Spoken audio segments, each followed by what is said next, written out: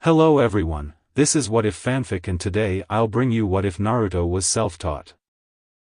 The link to the story will be in the description. If you want to hear a fanfiction, please comment down below. Now on to the story. Annoyed with how often the teachers were throwing him out of class, Naruto muttered, "Fine, if you don't want to teach me then I'll have to learn this stuff on my own, and if you don't want to teach me techniques then I'll come up with my own." Jutsu theory. Sneaking into the store hadn't been difficult because it was owned and run by a civilian who was too cheap to hire someone to help secure it from people breaking in. There were a large number of people in the village who could just get around any traps that he put up anyway. Even with his sneaking into the store, Naruto wasn't truly a thief because he planned to pay for all of the books and things that he took. Looking in the book section, Naruto knew that even though the scrolls for several common lower-level techniques were on sale in the store, that they were only able to be purchased by registered shinobi, and that if he took a copy of them then he would get into major trouble even if he did pay for them.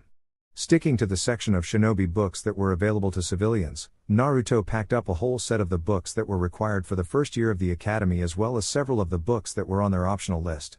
Running through the shinobi section, Naruto grabbed several of the scrolls that he knew shouldn't get him in trouble, such as the scroll that went more in depth on how each of the hand seals works and how to use each one most efficiently in the jutsu that were generally available.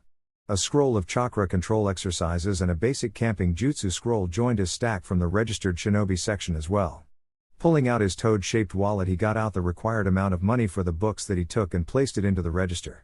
His wallet was much flatter than when he entered the store, but that was to be expected with him spending almost 2/3 of his savings on the books and scrolls. Jutsu theory. Bore wasn't one to normally observe Naruto, so earlier it had been a surprise to him to see Naruto sneaking into one of the civilian-run shinobi supply stores. Ever since the Uchiha clan had been destroyed by Itachi, Anbu had taken up most of the former duties that had been vacated so abruptly with all of the deaths. Currently they were taking up almost 3/4 of what the Uchiha military police once took care of, while they helped build a new police force that would at least take care of civilian-level crime. As he watched Naruto build up a number of books and scrolls on the counter, he was somewhat surprised that most of them came from the sections that anyone could purchase from. He did see Naruto going through the section that would normally be off limits to anyone but a registered shinobi, but considering that the scrolls that he came out with weren't dangerous and mostly just contained exercises or jutsu that weren't taught at the academy anymore, he decided to just let it pass for now. Seeing Naruto actually pay the correct amount for the books and scrolls was another shock for Bore, but he just shrugged and thought about how he had seen the blonde being thrown out of several stores before. As long as he was paying for it, then there wasn't really any reason to report it. As he watched Naruto sneak out of the store, he pulled out the paperwork that the shopkeeper was supposed to fill out whenever books like the blonde had bought.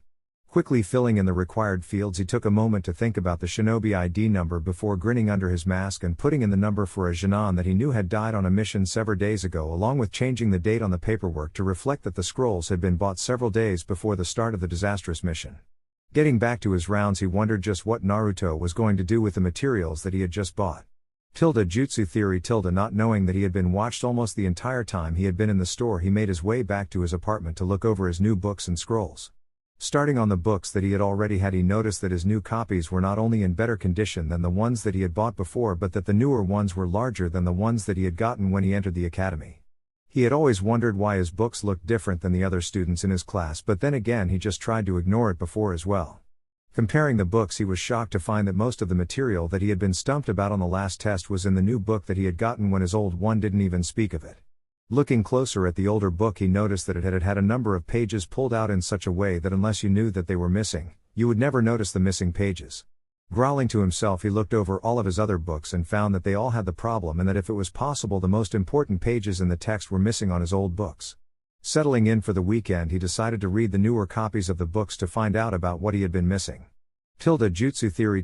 By the time that Monday had rolled around, Naruto had read all of the books that were required for the first year of the academy and finally understood the lectures that he had actually been allowed to sit through without being tossed out. Ever since he had started the academy, it had been frustrating with how much it seemed like he couldn't learn, that everyone else seemed to think was so easy. Now it all made sense, and the sensei at the academy had to be in on it for him to have missed so many important parts of the lessons. Thinking back to his promise from when he had been thrown out of class, he pulled all of the books and scrolls that he had that contained techniques in them, and after counting was disappointed that he only had about 30 techniques to start from, with most being E-rank techniques. Deciding to skip class for the day, he pulled out the hand signs and how they react in Jutsu book and start figuring out how all of the hand signs made up the 30 techniques that he had. Jutsu theory. The next day he had worked out how the Academy's three main techniques worked with the hand seals that they were used with, and while he couldn't perform any of them yet, they weren't taught for another several years anyway, so for now he was good on that. During the times that he had taken breaks from breaking down the jutsu, he thought about his plans and decided that he wouldn't show any new techniques that he developed to anyone if he could help it. Returning to the Academy really cut down on his time to create his new techniques, but there were many areas of being a shinobi that he just didn't know about that weren't even mentioned in the books that were mentioned in the lectures that he had already been present for. He was going to hide his techniques and surprise everyone when he used them. He was lucky that day, as it was the one day a month that the whole Academy turned out for, as they had a jonin come in and show off one of their more flashy techniques. Jutsu theory. Welcome students, the jonin in charge of the Academy said as he gestured with his one good arm in welcome. Today, as those of you who have been here more than 1 year know, we have one of the jonin with some downtime come in and show you all one of the techniques that you may learn in the future. Today we have been given the rare honor of Jonin Kakashi Hatake being in the village, and he has agreed to show off a technique that he recently learned for our benefit. With that, the jonin in charge of the Academy left the small stage and another man took his place dressed in the standard jonin uniform and with his headband tilted to cover one of his eyes.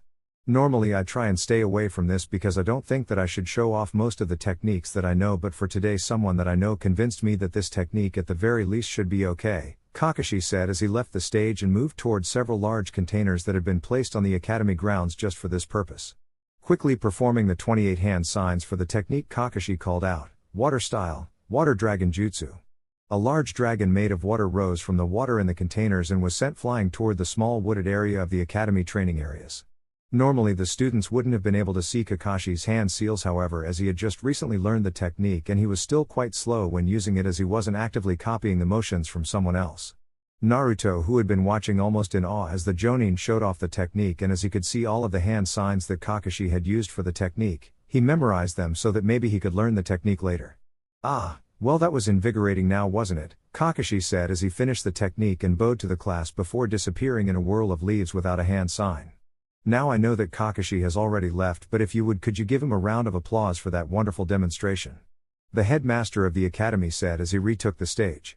There was a thunderous sound as all of the students started clapping, while every one of them had visions of them using the technique in the future. Jutsu theory.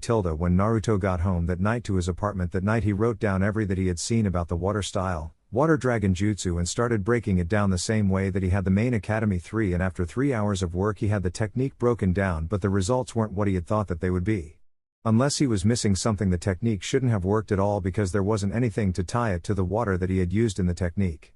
Deciding that maybe there were things that he didn't know about the jutsu yet, he set to work breaking down some more of the techniques that he had so that when the time came he would be able to pull them off easier, and yet again there seemed to be things that didn't make sense in the techniques. The following 2 weeks until the end of the semester were almost the same as the sensei of the various classes started getting the students ready for their first 2-month break between classes. This had been implemented by the council after the Second Great Shinobi War so that the clans could give their younger members who were in the Academy special training in their clan techniques. The break also gave the students without clans with a 2-month break to train in whatever they wanted. Students who weren't in clans could also add their name to a list that would be posted up for active chunin and jonin to choose if they wished to personally teach any of the students for their break. Unless the ninja in question liked the Academy student for whatever reason, or if they were very skilled in the same areas as the ninja, most of the time these students would not receive any training. Turning in his application with the rest of the students, Naruto left the classroom to get started on the various exercises that they had been assigned for the break. Just before he left the building he thought of a question to ask the teacher and turned to head back to the classroom, which he found empty. Turning to leave again, he saw a crumpled piece of paper. Taking the paper and flattening it, he was shocked to find out that it was his application for further training over the break. Walking home sort of dejected from the way that his teacher had acted toward him, he decided to start researching into the jutsu that he knew further over the break, as well as getting the next 2 years worth of books that he would need for the Academy and learning their material in advance. He hoped that since he was getting up to the 3rd year text that he could find out how to do the techniques as well as what it was that he was missing about the water dragon that he had seen.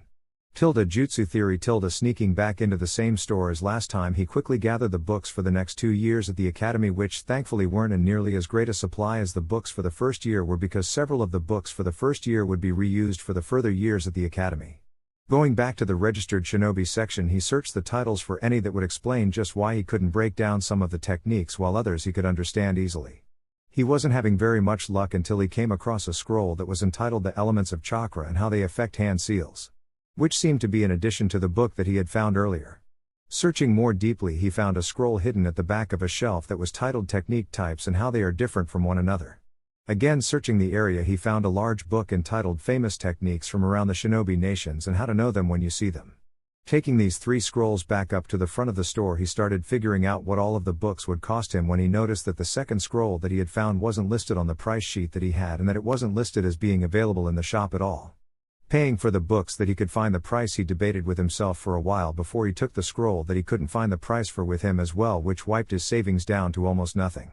Other than the supplies that he got from the academy and the supplies that he could make on his own, he wouldn't be able to buy any more for a while, but luckily tomorrow was the day that he got his monthly stipend. Jutsu Theory Cat saw Naruto entering the store and curious as to what Naruto was going to do and followed. Seeing Naruto gathering the books for the next 2 years at the academy, he was getting ready to show himself and arrest Naruto for stealing, but wanted to wait until he actually had proof that he was stealing, so he waited. Seeing the 4 items from the shinobi section, he wondered just what Naruto wanted with them. As he saw Naruto pull out his toad wallet and pay the correct amount for all of the scrolls and books except for one from the shinobi section, he relaxed because he had seen Naruto be thrown out of other stores before, and obviously it wasn't that he wasn't going to pay. He was getting the books for the correct price, and now that he thought about it, he remembered the last scroll was one that normally wasn't available in civilian shops, and that about 2 years ago a number of scrolls bound for one of the shinobi shops had been misdirected to this shop, and that supposedly the merchant who ran the shop had run out of them shortly after. Thinking back, he remembered that Naruto had found the scroll hidden in the shelf out of sight. Most likely the merchant didn't even know that the scroll was even there, and Naruto had made a lucky find. Deciding that as long as Naruto had paid, it wasn't theft, Cat left as soon as Naruto did and decided not to report it because while it wasn't looked well upon, Naruto had paid the correct amount for the things that he had taken, so there wasn't any harm in it. Jutsu Theory After much thought and planning that night, he decided that he would try and use what he had learned for at least several days by camping out on Training Ground 34, which was the academy's assigned training field because it was right behind the academy. Training Ground 34 was well known because civilians and academy students both used it, as well as foreign teams, when the Leaf Village played host to the Chunin exams. During the academy break, it was normally uninhabited except for the areas around the edge and occasionally the several areas in it that held training equipment. As the third largest training field in the Leaf Village, it was mainly used by the academy for their physical exercises and for their survival training exercises. Packing up the things that he thought that he would need for the camping that he was going to do, he put them in the bag that he normally used for the academy and left to find a good spot to camp for several days. Finding a small clearing in the forest, he started to set up a small camp like they had been taught in the academy, and finding that he would need more supplies than what he had. Running back to the academy, Naruto quickly entered the shed in the back where they stored most of the equipment for the survival exercises and grabbed a tent, cooking tools, several canteens, and one of the basic trap sets. Never realizing that, like all of his previous entries, this one had been seen, he ran back to where he was setting up camp and finished setting up. Jutsu Theory Asuma Sarutobi was fresh back from the capital and freshly promoted to Jonin, and he was looking through the files of the next graduating class to see if there were any he would like to try and take as a team. Finding none, he was exiting the academy. He saw Naruto running off with the items that he had taken from the shed. As he had nothing better to do currently, he followed and watched as Naruto set up a small basic camp complete with small traps and snares to catch game. Watching for a little while, he saw Naruto gathering as many of the fruits and plants that were edible in the area as he could. Because Asuma knew that it was the start of break for the academy, he wasn't too worried but decided to tell his father where Naruto was before he could start worrying. Forming the ram hand seal, he disappeared in a swirl of leaves. Jutsu Theory reappearing in another swirl of leaves, Asuma stood in front of the cage tower. Walking up the stairs, he waved to the receptionist who waved him through. Opening the office door, he saw his father working on the paperwork again and waited for him to finish with the document that he was working on. "Asuma, what brings you here this morning?" Hiruzen said as he finally looked up from the paperwork. "Did you find any prospects in the next graduating class?" "No, Pops," Asuma said as he took the chair directly across from his father. "But I did see something interesting as I was leaving the academy that you would probably want to know about." "Oh, and what would I find interesting?" Hiruzen asked his son as he folded his hands back into the sleeves of his robes. "Naruto, taking some camping equipment from the storage shed behind the academy," Asuma said as he pulled out a cigarette and lit it with an almost neglect wave of his hand, activating a small fire technique. I also followed him back to his small campsite. He set up the camp correctly and then started gathering food from the area, so he may be planning to stay there for a while. Thoughts began to fly around in Hiruzen's head at an alarming rate as he quickly pulled out his crystal ball and said, "Show me where Naruto is camping." Giving directions to where Naruto was in the training ground, Asuma watched as the crystal ball lit up from within and slowly moved about until it zoomed in on the small clearing that Naruto was staying in. Idly, the thought that no matter how many times he had seen it in action, his father's crystal ball technique would always interest him, because while at one point in time his father had tried to teach him how to perform it, he had never been able to pull it off. Zooming in on the small clearing, they saw that Naruto had gathered some wood and dug a small fire pit that had an amount of wood already set up in it, ready to be lit. Across the clearing from his tent, Naruto had wrapped up the trunk of a tree and rope to use as a punching post, and was currently setting up traps in the nearby river to catch fish. Sighing, Hiruzen turned his gaze to his son and asked, "What do you think that he is doing there? With the way that most of the village treats him, he may just want to get away from it for a while," Asuma said as he took the dead cigarette from his lips and pulled a fresh one from the pack in his pocket. "With the way that he set up his camp, I think that he just wants to train for most of the break, so it might be best to just have one of your Anbu check up on him once every couple of days till he comes back to the village proper, because he has the first 3 years of the academy's books with him in that tent." Jutsu theory. It took Naruto the first 3 days of camping to figure out where he had been going wrong with his attempts at jutsu. In one of the third-year books, it mentioned an exercise that consisted of moving chakra along the chakra network, and as it was referring back, Naruto assumed that it was referring to an exercise that they were meant to learn in the second year at the academy, because he knew for a fact that it hadn't been taught in class so far. After a while of searching, he found the exercise and how it was supposed to work. To use jutsu, a ninja runs chakra around the body's chakra network, and with the use of hand seals forms patterns from the chakra in its chakra network, also known as chakra coils. The more a ninja uses jutsu, the more that they adapt their body to the jutsu that they perform. Most higher tier jutsu require much greater chakra releases than young ninjas' bodies can handle, because along the chakra network are tenketsu, or chakra points, where chakra is released from the body, and as the ninja gradually works on bigger and bigger techniques, these points are gradually made wider and wider, allowing for larger and larger techniques. The same could be said for reserves, because by constantly using chakra and allowing the reserves to refill, a ninja will be increasing the amount of chakra available to them. However, there is a risk to this, because at any given time the body only has a set limit to the amount of chakra that it has, even if this amount is constantly increasing due to training. Using too much chakra can have many negative impacts on the body and can lead to the ninja destroying their own body if they train too hard or use too much chakra. Running through the exercise, he found that it was much easier than the book said it would be, and that by the end of his first time doing it, that he could already use the camping fire technique. The technique was designed to use minimal chakra because of sensors that could be searching for the user. In his books that were for the third year of the academy, Naruto had found out how to reduce the smoke from his fire, as well as a number of wild plants that could be used to flavor his other food. After that first fire technique, he couldn't get any of his other techniques to work, not even another of the one that he had gotten to work. Several minutes into this, Naruto slapped his head as an idea occurred to him from what he had previously read. The exercise that had allowed him to perform the technique had written as part of the directions that it may take several iterations over several days to get the technique correct, and that while some of them may seem to work, the exercise was in fact forcing the body to activate the chakra network, and that some bodies were more resistant to this than others. In other words, some people would have an easy time activating the chakra network and others would have a harder time. How hard it was to activate he chakra coils was completely dependent on the size of the reserve, because the larger the reserve of chakra, the harder it was to activate. 2 days of trying the exercise allowed him to hit what the scroll had said was a halfway point in activating his chakra coils. After that, he could perform most of the camping techniques, although apparently he massively overcharged the lightning one that was supposed to give light for reading. When he had done the technique, there had been a huge flash of light and he had nearly blinded himself with it. It had taken nearly a whole week after that event that he was able to complete the exercise as it had been intended, with his whole chakra network active and able to be used. Learning all 30 of the academy level techniques didn't take very long after that, although he still did have trouble with about 4 of them. Henge, clones, and the 2 minor genjutsu that they taught in the academy were techniques that he just couldn't perform. Rereading through the techniques and their descriptions, he was surprised to find that the answer had been staring him in the face all afternoon. It had taken him a week and a half to complete the exercise that would allow him to use chakra normally, while the book had said that normally the exercise would be completed in 3 or 4 days at a maximum. That pointed to a very large chakra reserves, and one of the other books had said that the larger the reserve, the harder it would be to control the smaller jutsu, as well as almost all genjutsu, because they needed more control than power.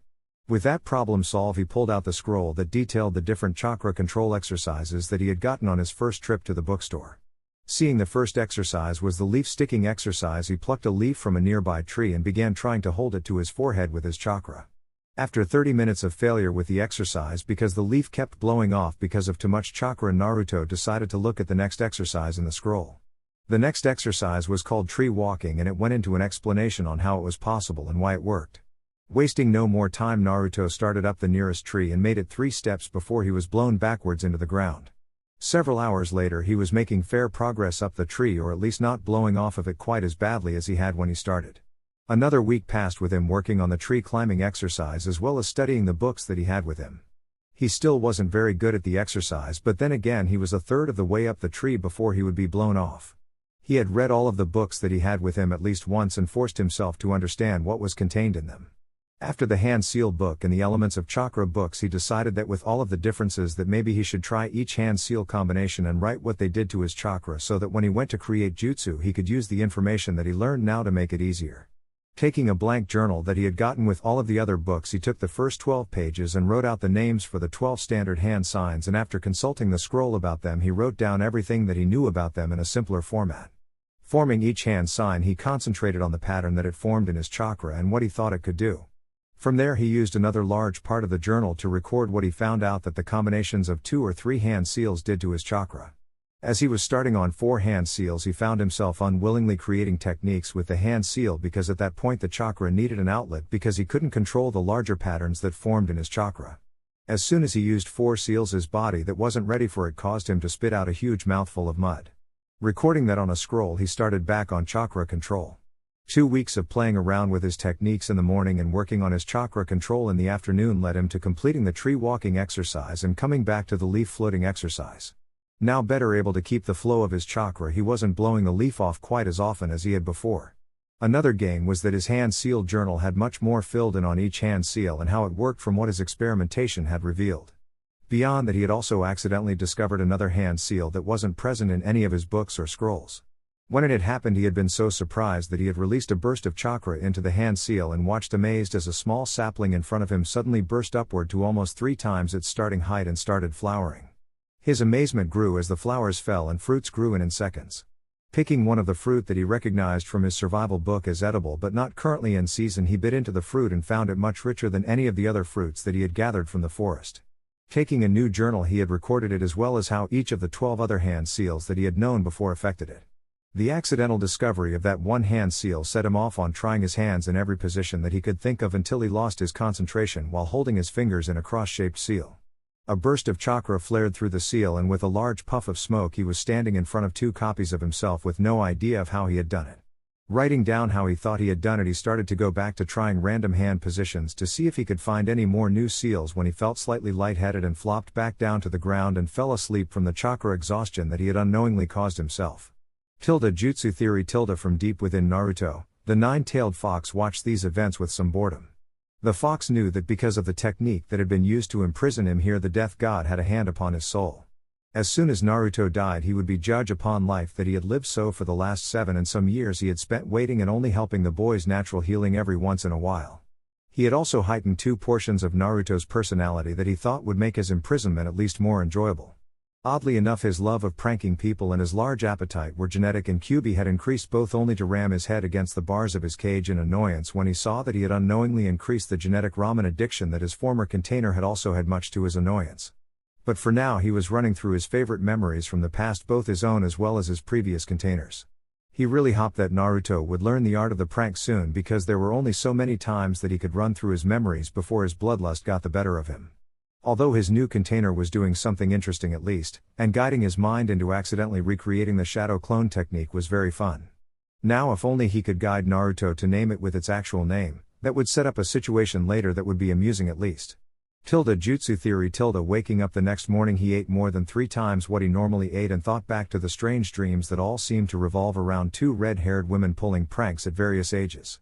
Getting back to his normal schedule, Naruto started through more random hand placements until he had run across several more that pulled his chakra into patterns. Thinking about the new patterns, when he compared them to the 12 common hand seals patterns, he could only determine that the new hand seals that he was running across had weaker patterns. The weaker patterns were harder to sense when they were compared to the stronger patterns that belonged to the 12 basic hand seals. Finally, running out of new ways to place his hands, he started back on the first hand seal that he had discovered. Naruto started adding the 12 basic hand seals to it and watching the patterns form.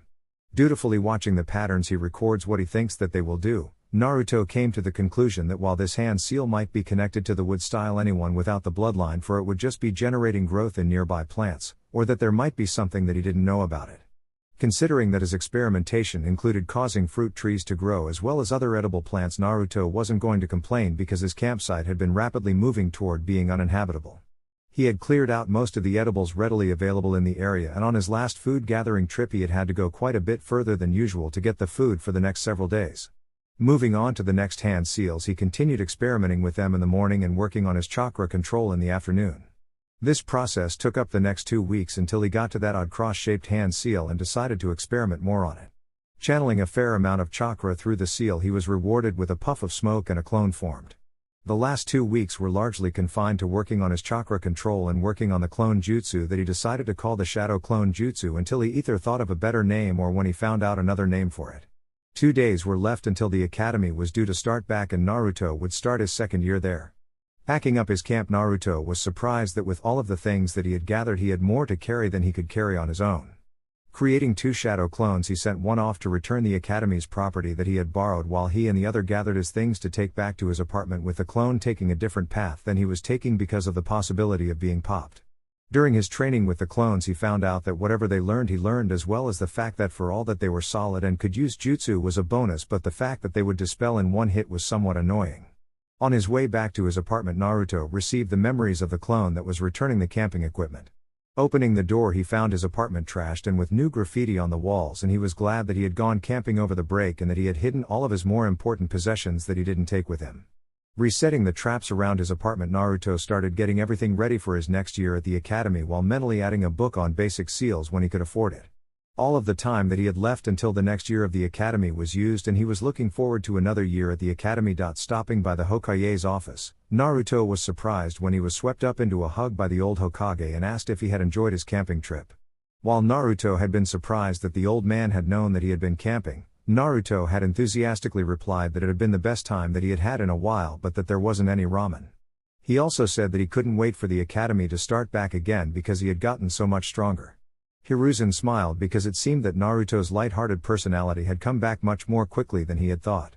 It seemed that all he had needed was to get away from the village for a little while to let all of the negative emotions that he had been holding in work themselves out. Mentally, he also decided that should Naruto wish to, he would be allowed to camp out for all of the remaining breaks between semesters in the academy, because with the way that Naruto's life had been going it may very well help to allow him to disappear from the public eye for a while on those breaks. Yes, Naruto, that is all well and good.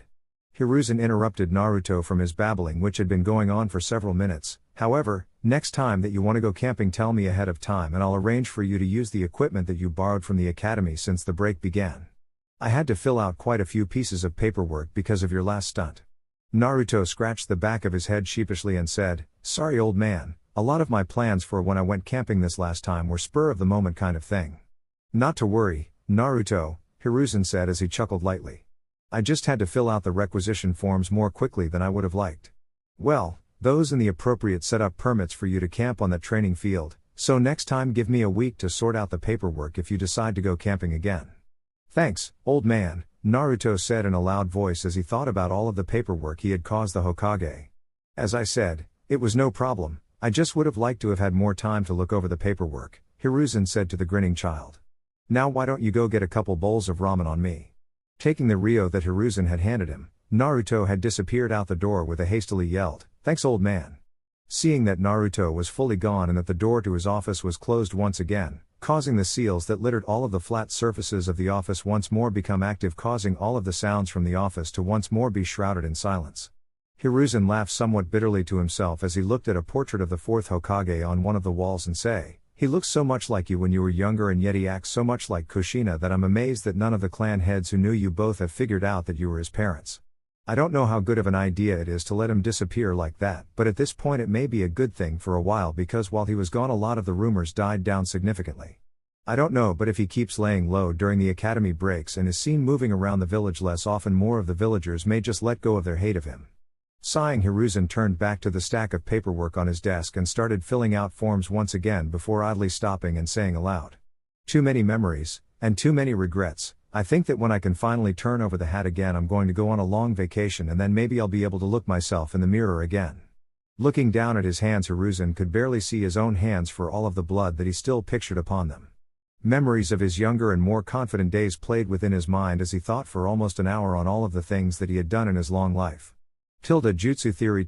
After leaving the Hokage's office, Naruto had gone to Ichiraku Ramen and gotten 7 bowls of ramen beyond the 2 that the Hokage had paid for because of how long he had been camping and training.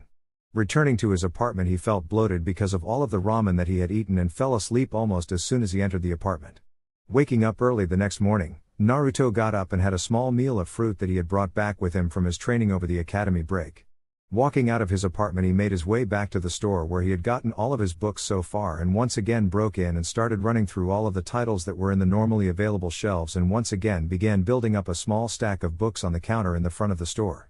All 5 books on seals that were available to everyone made their way into the stack along with several more of the optional books for the academy now that he could afford them before he stopped while thinking that he had spent enough on books for this trip.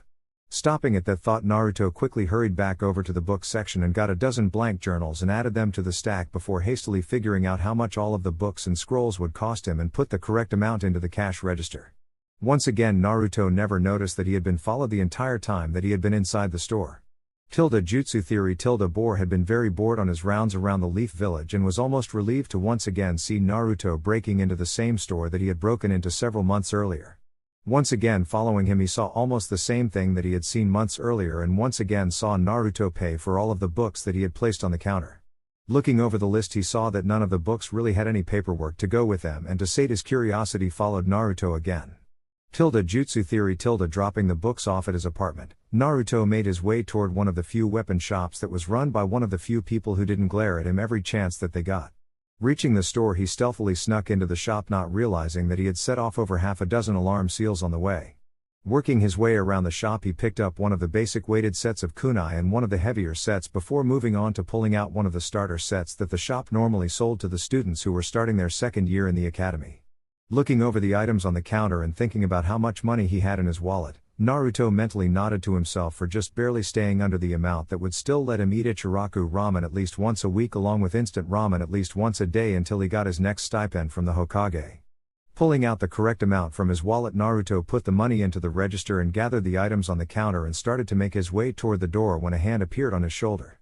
Jutsu theory. Boar followed after Naruto and watched him drop the books off at his apartment and was starting to get bored again until he saw Naruto once again setting out and attempting to sneak into the Demon Edge weapon shop. Knowing that the owner of the shop had the shop carefully set up with seals to prevent any thefts, Boar cautiously followed after Naruto, unknowingly setting off more alarms than Naruto had. Inside the shop, he saw the owner now awake and hidden in one of the corners of the shop, and knowing that Hideki was once an Anbu, used one of the universal Anbu sign languages, quickly explained what he thought Naruto was doing in his shop as well as why he was there. Seeing the store owner nod and start to move out of the shadows, Boar moved closer to the conversation so that he could hear what Hideki was going to say to Naruto. Hideki meanwhile had moved up behind Naruto silently and genteelly laid his hand on Naruto's shoulder before asking in his best annoyed voice, "Why did you break into my shop at this time of morning when all you would have had to do was wait another couple of hours and been able to shop like everyone else?" Naruto, who hadn't known that he had been discovered until the hand hit his shoulder, suddenly found himself nearly jumping out of his skin when the hand hit his shoulder and he was asked a question.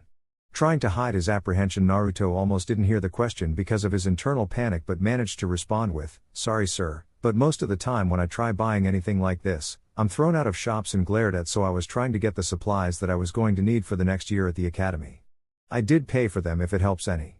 The last bit was in the hopes that if he knew that Naruto had paid, then he would get out of a punishment for stealing. "I was watching almost since you entered the store, so yes, I know that you didn't steal anything," Hideki said as his face softened from the stern visage that it had initially taken in their encounter. "I think that I've seen you being thrown out of a couple stores before, so now that I think about it, it isn't surprising that you would do something like this. Don't worry about what those other stores might do or think of you, Naruto. Unlike them, I refuse to turn away a paying customer from our home, so you should have no worries about getting your weapons from here for the correct price." Seeing the shopkeeper's honest smile toward the end, Naruto couldn't help but grin, even as he was helped to pick up all of the packages that he had dropped without his noticing when he had been surprised by the shopkeeper. Jutsu theory. Naruto took his new weapons home soon after he had finished a discussion with the shopkeeper, who had introduced himself as Hideki Kazuki, about his thoughts on the weapons that had been required by the academy.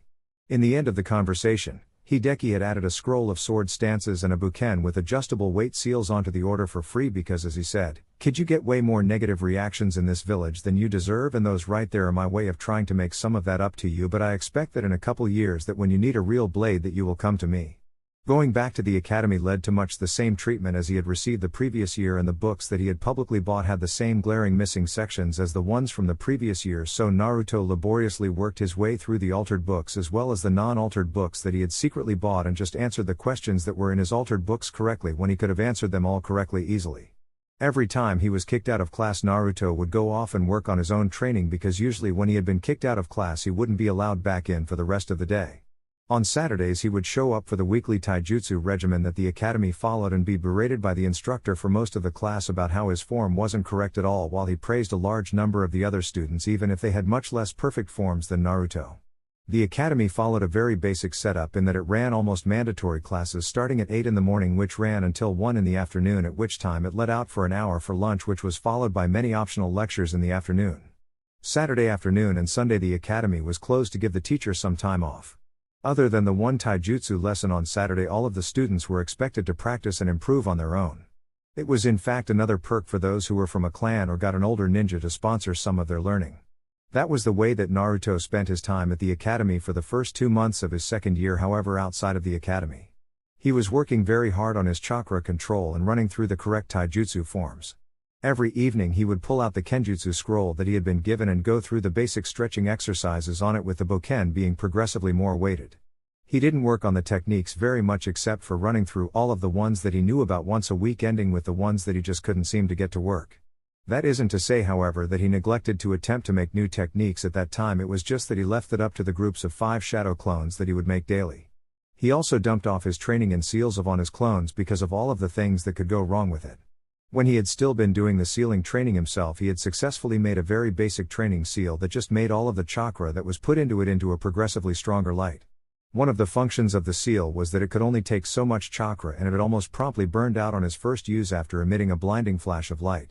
The seal was used to determine exactly how much chakra you were putting into the seals that you made, and the goal was to get just a tiny amount of light for an hour. After the mishap, he decided that it would be better if he just left the study to his clones until they mastered segments of the art. Then he could try them with the knowledge of how to do so. On the technique front, he had managed to modify 2 of the techniques with an added hand seal to their sequences. The Ember Spark technique was normally used to quickly start a small fire with minimal chakra expended, and when enough chakra was added it could be used to start even wet wood burning. Naruto had taken the technique and made it able to extend over anything that he could hold in his hand. Of course, smaller objects that weren't flammable worked better with the technique. Kunai particularly worked well with the technique.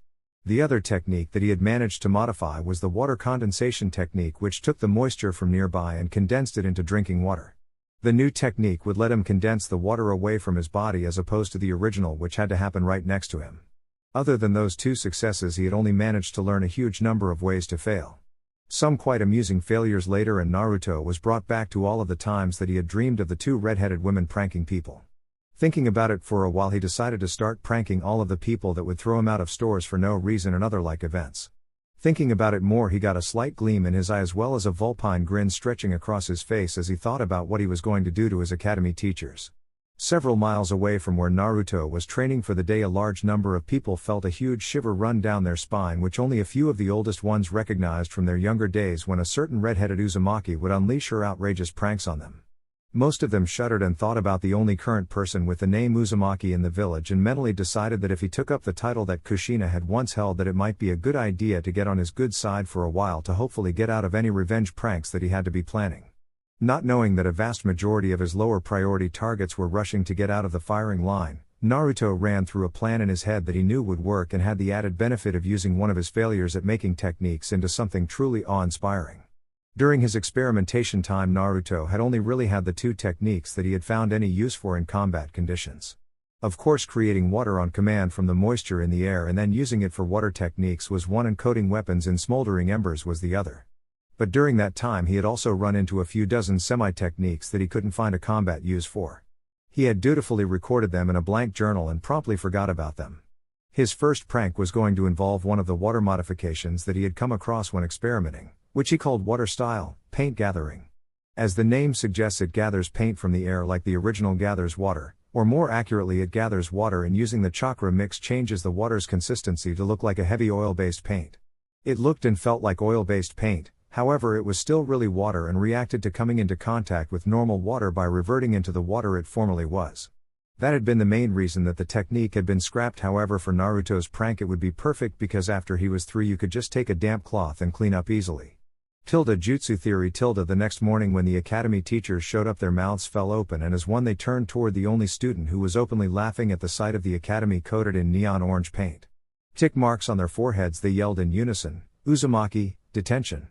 Jutsu theory. For the next several months, Naruto's training held steady as he improved in all of the areas that he was working on, somewhat steadily if slightly slower than he would have liked. The reason that he wasn't improving as fast as he would have liked was because of the fact that after he had read through the books on seals, he had decided that if people could do all of those things with seals, then if he managed to get far enough into the art that he could use it to improve his other training. Also, oddly enough, as he worked his way through all of the publicly available books, he found that of all of the ninja arts, this one was one of the easiest for him to learn. One of the examples that was mentioned was the gravity seal that had been developed by the wife of the first Hokage. He hadn't seen an example of it, but it was one of the seals that he wanted to learn how to use to increase his training's effectiveness. Several of the simple seal examples that had been shown in the books that he had gotten had already duplicated while still missing several of the underlying theories. He learned them during the construction of the seals. Finally, getting fed up with the lack of information on seals, he focused back on his other training and cut his sealing training back drastically because all of the seals that he could make were training seals that did work but didn't have very big effects, such as the seal that slowed the air that passed the seal. It was a good training seal, but there wasn't very much that could be done with it. Naruto was also very hesitant to experiment with sealing, unlike ninjutsu, because of the warnings written in the front of all of the sealing books that he had gotten his hands on. He only managed to discover one more thing before the short winter break. Unlike what some of his history books stated about some countries, Fire Country never really got snow or any of the other winter weather that Naruto had read about. His latest discovery, though, helped him immensely because he had discovered that the biggest problem that he had with most of the techniques that he couldn't get to work was that he had much larger chakra capacity than what the book said was normal for his age. By stringing together two of the hand seals that he had discovered along with the ram seal and the sheep seal, he could temporarily increase his chakra control. Of course, the set of hand seals would only help him with his control for about 5 minutes before his control would fall right back to where it was before. By performing the set of seals 4 times in a row, he managed to get the Academy clone technique to work, but was almost exhausted afterwards. The books that he had gotten for the Academy only mentioned 2 exercises and recommended that those interested should ask their Academy instructor for more information or to purchase one of the books on the optional list that Naruto hadn't gotten yet. He had been saving since his last covert shopping trip and practicing his stealth since he had been caught on his last trip. He was idly planning his next nighttime shopping trip when a memory surfaced that he had completely forgotten about. The Leaf Village Public Library held copies of all of the books that were publicly on sale in the Leaf Village, as well as a large number that weren't available anymore. The memory was back in the beginning of his first academy year, and he had been acting as if he was asleep on the hope that the instructor wouldn't throw him out again.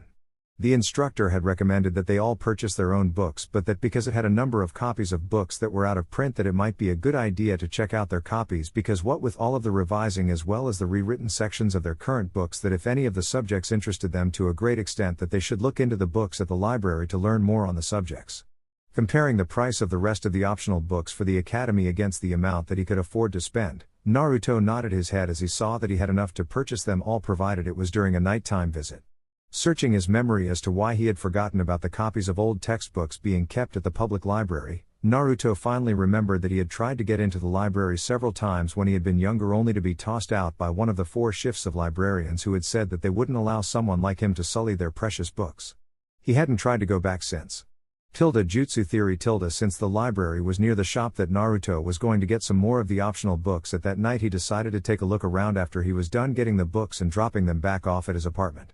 After once again sneaking into the same bookstore, Naruto gathered up the last of the books that were on the optional list of books for the Academy, as well as another dozen blank journals, and put the correct amount of Ryo for them into the register before quickly exiting the store. Unlike the previous times that he had entered the store in that manner, he wasn't observed because he luckily caught gaps in the patrol schedule for the night. That's not to say that he wasn't seen by passing Anbu on patrol, but rather that unlike before, they didn't see him sneak into the store. Dropping the books off at his apartment, Naruto got ready for a look around the library. Reaching the library was very simple because it was the public library and held no classified information at all. It was open from 7 in the morning until 9 in the evening because it saw most of its use from the civilian members of the village. There weren't even any defenses on the building because of the fact that it only held publicly available information and books. Sneaking in was easy as well with what shinobi training that he had. Immediately making his way toward the shinobi section of the library, Naruto started scanning the titles and mentally comparing them to the books that he already had, and found that there were a great many books that had been dropped from the academy syllabus over the time that the academy had been open. Pulling a notebook from his pocket, Naruto started jotting down titles in the order that he wanted to read them. When he had a full page, he pulled down the first book on his list and started through it. Jutsu Theory. The next week went smoothly because it was the short winter holiday that the academy let out for every year. During the day, Naruto was continuing his previous schedule, except that he had added a 3-hour nap in the afternoon so that he was more awake on his trips to the library after it was closed. Every night since the first, he would read 2 or 3 of the books from his list that he hadn't read yet and copy any sections that he found interesting over to one of his blank journals. During that first week, he had filled up 3 of the books while reading.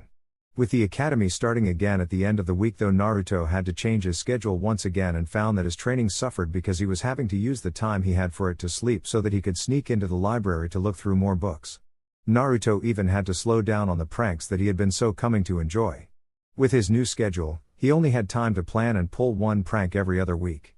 On the upside of this was that he was ending up in detention less often and had a little more time than he thought he would have that he used to keep what skills he had in practice. It took just about the rest of the semester to finish off all of the books on his list that he wanted to read in the library. After he had finished the last one, he had looked over the titles again and made another list for when he got back from the camping trip that he had been planning for over the break after the success of the camping trip he had gone on the previous year. On the last week before the break, Naruto had gone to see the Hokage and had been told to see him after the academy let out for its summer break, and he would have all of the paperwork completed for Naruto to camp on one of the lesser used training grounds. Finishing off the week had been very hard on Naruto because of his promise to himself that he wouldn't use anything except what he learned in the academy on the academy level tests until he had graduated and could show his true skill. Over the week, he had also packed up all of the things that he thought that he might need on his camping trip and hidden the rest of the things that he wanted to keep in good condition in a hidden recess that he had secretly made in the ceiling of his apartment. He had very carefully made sure that the hidden area was water and fireproof because he didn't exactly trust some of the villagers not to try and burn his apartment down just to hurt him in any manner that they could. Leaving his pack on the table, Naruto made his way toward the Hokage's office. Entering the office, Naruto saw the Hokage sitting behind the desk with a huge stack of paperwork nearly hiding him from view. Looking up at the sound of the door opening, Hiruzen smiled as he saw Naruto and said, "Ah, Naruto, I was wondering when you would get here. I've arranged for you to be able to camp out on Training Ground 74. Because of where it is, not many of the ninja use it regularly. It is near the wall that surrounds the village, just behind and to the left of the Hokage monument. Now I know that you probably have arranged everything that you want train in while you're camping on the break, but I took the liberty to pack this scroll with some scrolls that might help your training, as well as including a set of chakra weights." Taking the scroll as well as the small map that the Hokage was offering him, Naruto got a fairly big grin on his face because he just got access to 2 of the seals that were interesting to him. Of course, the chakra weights could be the other type than he thought they were and have a weight seal on them instead of a gravity seal. Even if that was the case, he would still be able to study the seals because he would probably have to give the weights back at the end of the summer break. Jutsu Theory. Sitting up in his cage, the QB finally left the state that it had been in for the past year when the seal had finally hit the point where it snapped back to its normal position. QB had learned a valuable lesson that day. The seal would only stretch so far and it would absorb some of the chakra that would pass through it for any purpose he used it for. After it got enough chakra, it would unleash it back into the fox in as damaging a manner possible. QB hadn't been in this much pain since that damn ox had shot a Bujidama up his rear as a joke. Quickly sorting through all of the memories that he had access to, QB grinned at what Naruto had managed to accomplish while he had been asleep. Also, seeing Naruto remember some of the more pleasant memories that he dreamed about gave him the hope that if he ran through all his memories of Mito teaching Kushina sealing, that maybe Naruto would learn some of unique Uzumaki sealing style. If nothing else, it would be a good experiment to see if it would work. Jutsu Theory. Setting up his tent in the small clearing in Training Ground 74, Naruto was looking around the clearing and mentally planning where he would set everything else up. Having 2 clones out and gathering up wood for when he was cooking, Naruto pulled out and started arranging the things that he had packed. Finished with setting up camp, Naruto pulled out the scroll that he had been given by the Hokage. Pulling out his sealing journal, he quickly copied over the storage seal and started mentally trying to pull its components apart, trying to figure out how it worked. Quickly creating another clone to contemplate the seal he was working on, Naruto started on one of his workout routines to see if he would have any inspiration on how it worked randomly because he knew that he didn't know all of the theories behind how the seal worked. Working out how the storage seal worked ended up taking him almost 3 days, and he was still working on understanding it completely.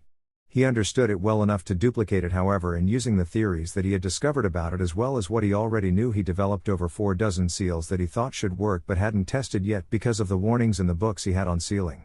Finished with the storage seal for now, Naruto started on the weight seals and found that they were weight seals and not the gravity seals as he had hoped. The weight seal was more complex than the storage seal by far and took him almost 3 weeks to duplicate, with some of his failures producing rather funny effects when he had his clone test them. Of course, there were a number of effects that one would expect from a seal that manipulated the weight that it was on, such as the clone that had been dispelled when it had activated the seal and been drugged to the ground so fast it had dispelled while the seal had made a 5-foot across crater. Then there was the clone that had disappeared with the scrap of paper it had been practicing on when the seal had come out reversed to what it should have been and started producing a negative weight. All of the failures taught him about the weight seal though, so each one was useful in learning about the theories behind the seal. The scrolls that the Hokage sent along were useful in some cases, but he had copies of about half of them before the Hokage gave them to him. The scrolls that he didn't already have were the half a dozen books about chakra control and non-combat uses, about a dozen on history, and a very large one that contained every law that had ever been written in the Hidden Leaf Village. Of course, it didn't contain any of the S-class proclamations, but it did hold the active laws of the village. One of the laws in particular caught his eye in that it stated that any business that was within the Leaf Village couldn't deny service or charge larger prices to any registered shinobi.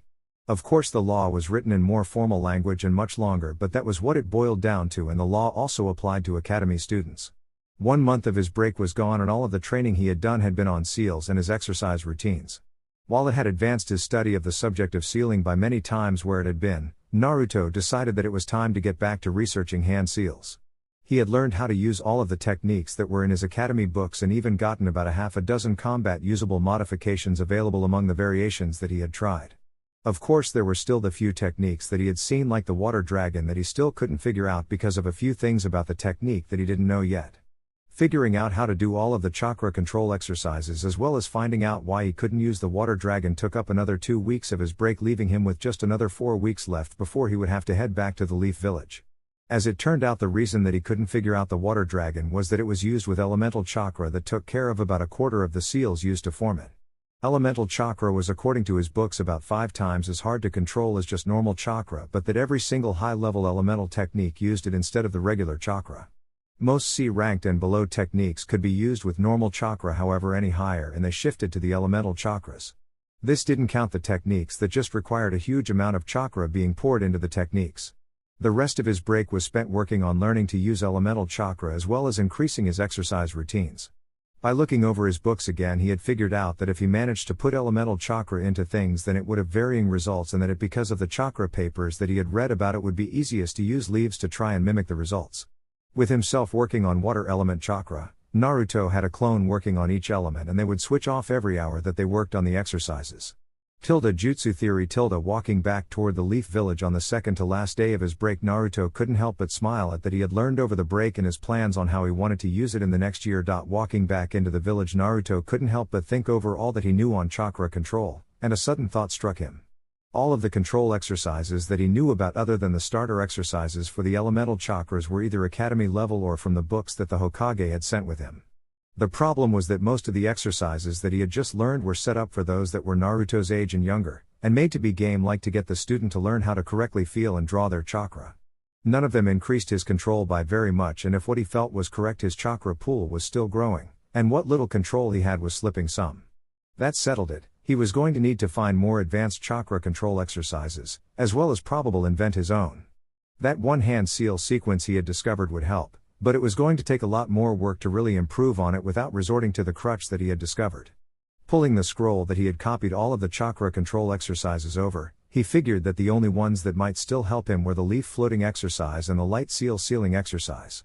With the leaf floating exercise, he could probably try and stick the leaf to other parts of his body as well as try and use heavier objects. For that matter, it might help if he used many different objects with different weights while constantly moving them around. Who knows, if he could keep objects stuck to his feet, maybe he could eventually move up to keeping himself stuck to walls and other vertical surfaces. Quickly he wrote his thoughts in a small journal. He had decided to keep up with them, so when he had training ideas that he could write them down to get back to later.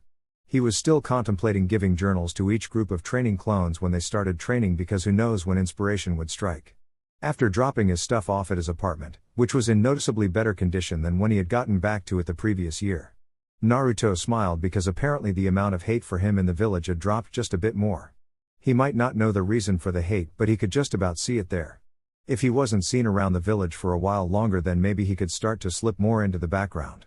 Thinking about it, the first thing that came to mind was the transformation jutsu taught at the academy, but that wouldn't truly get him as far under the radar as he wanted, because it was just a genjutsu rather than a physical transformation.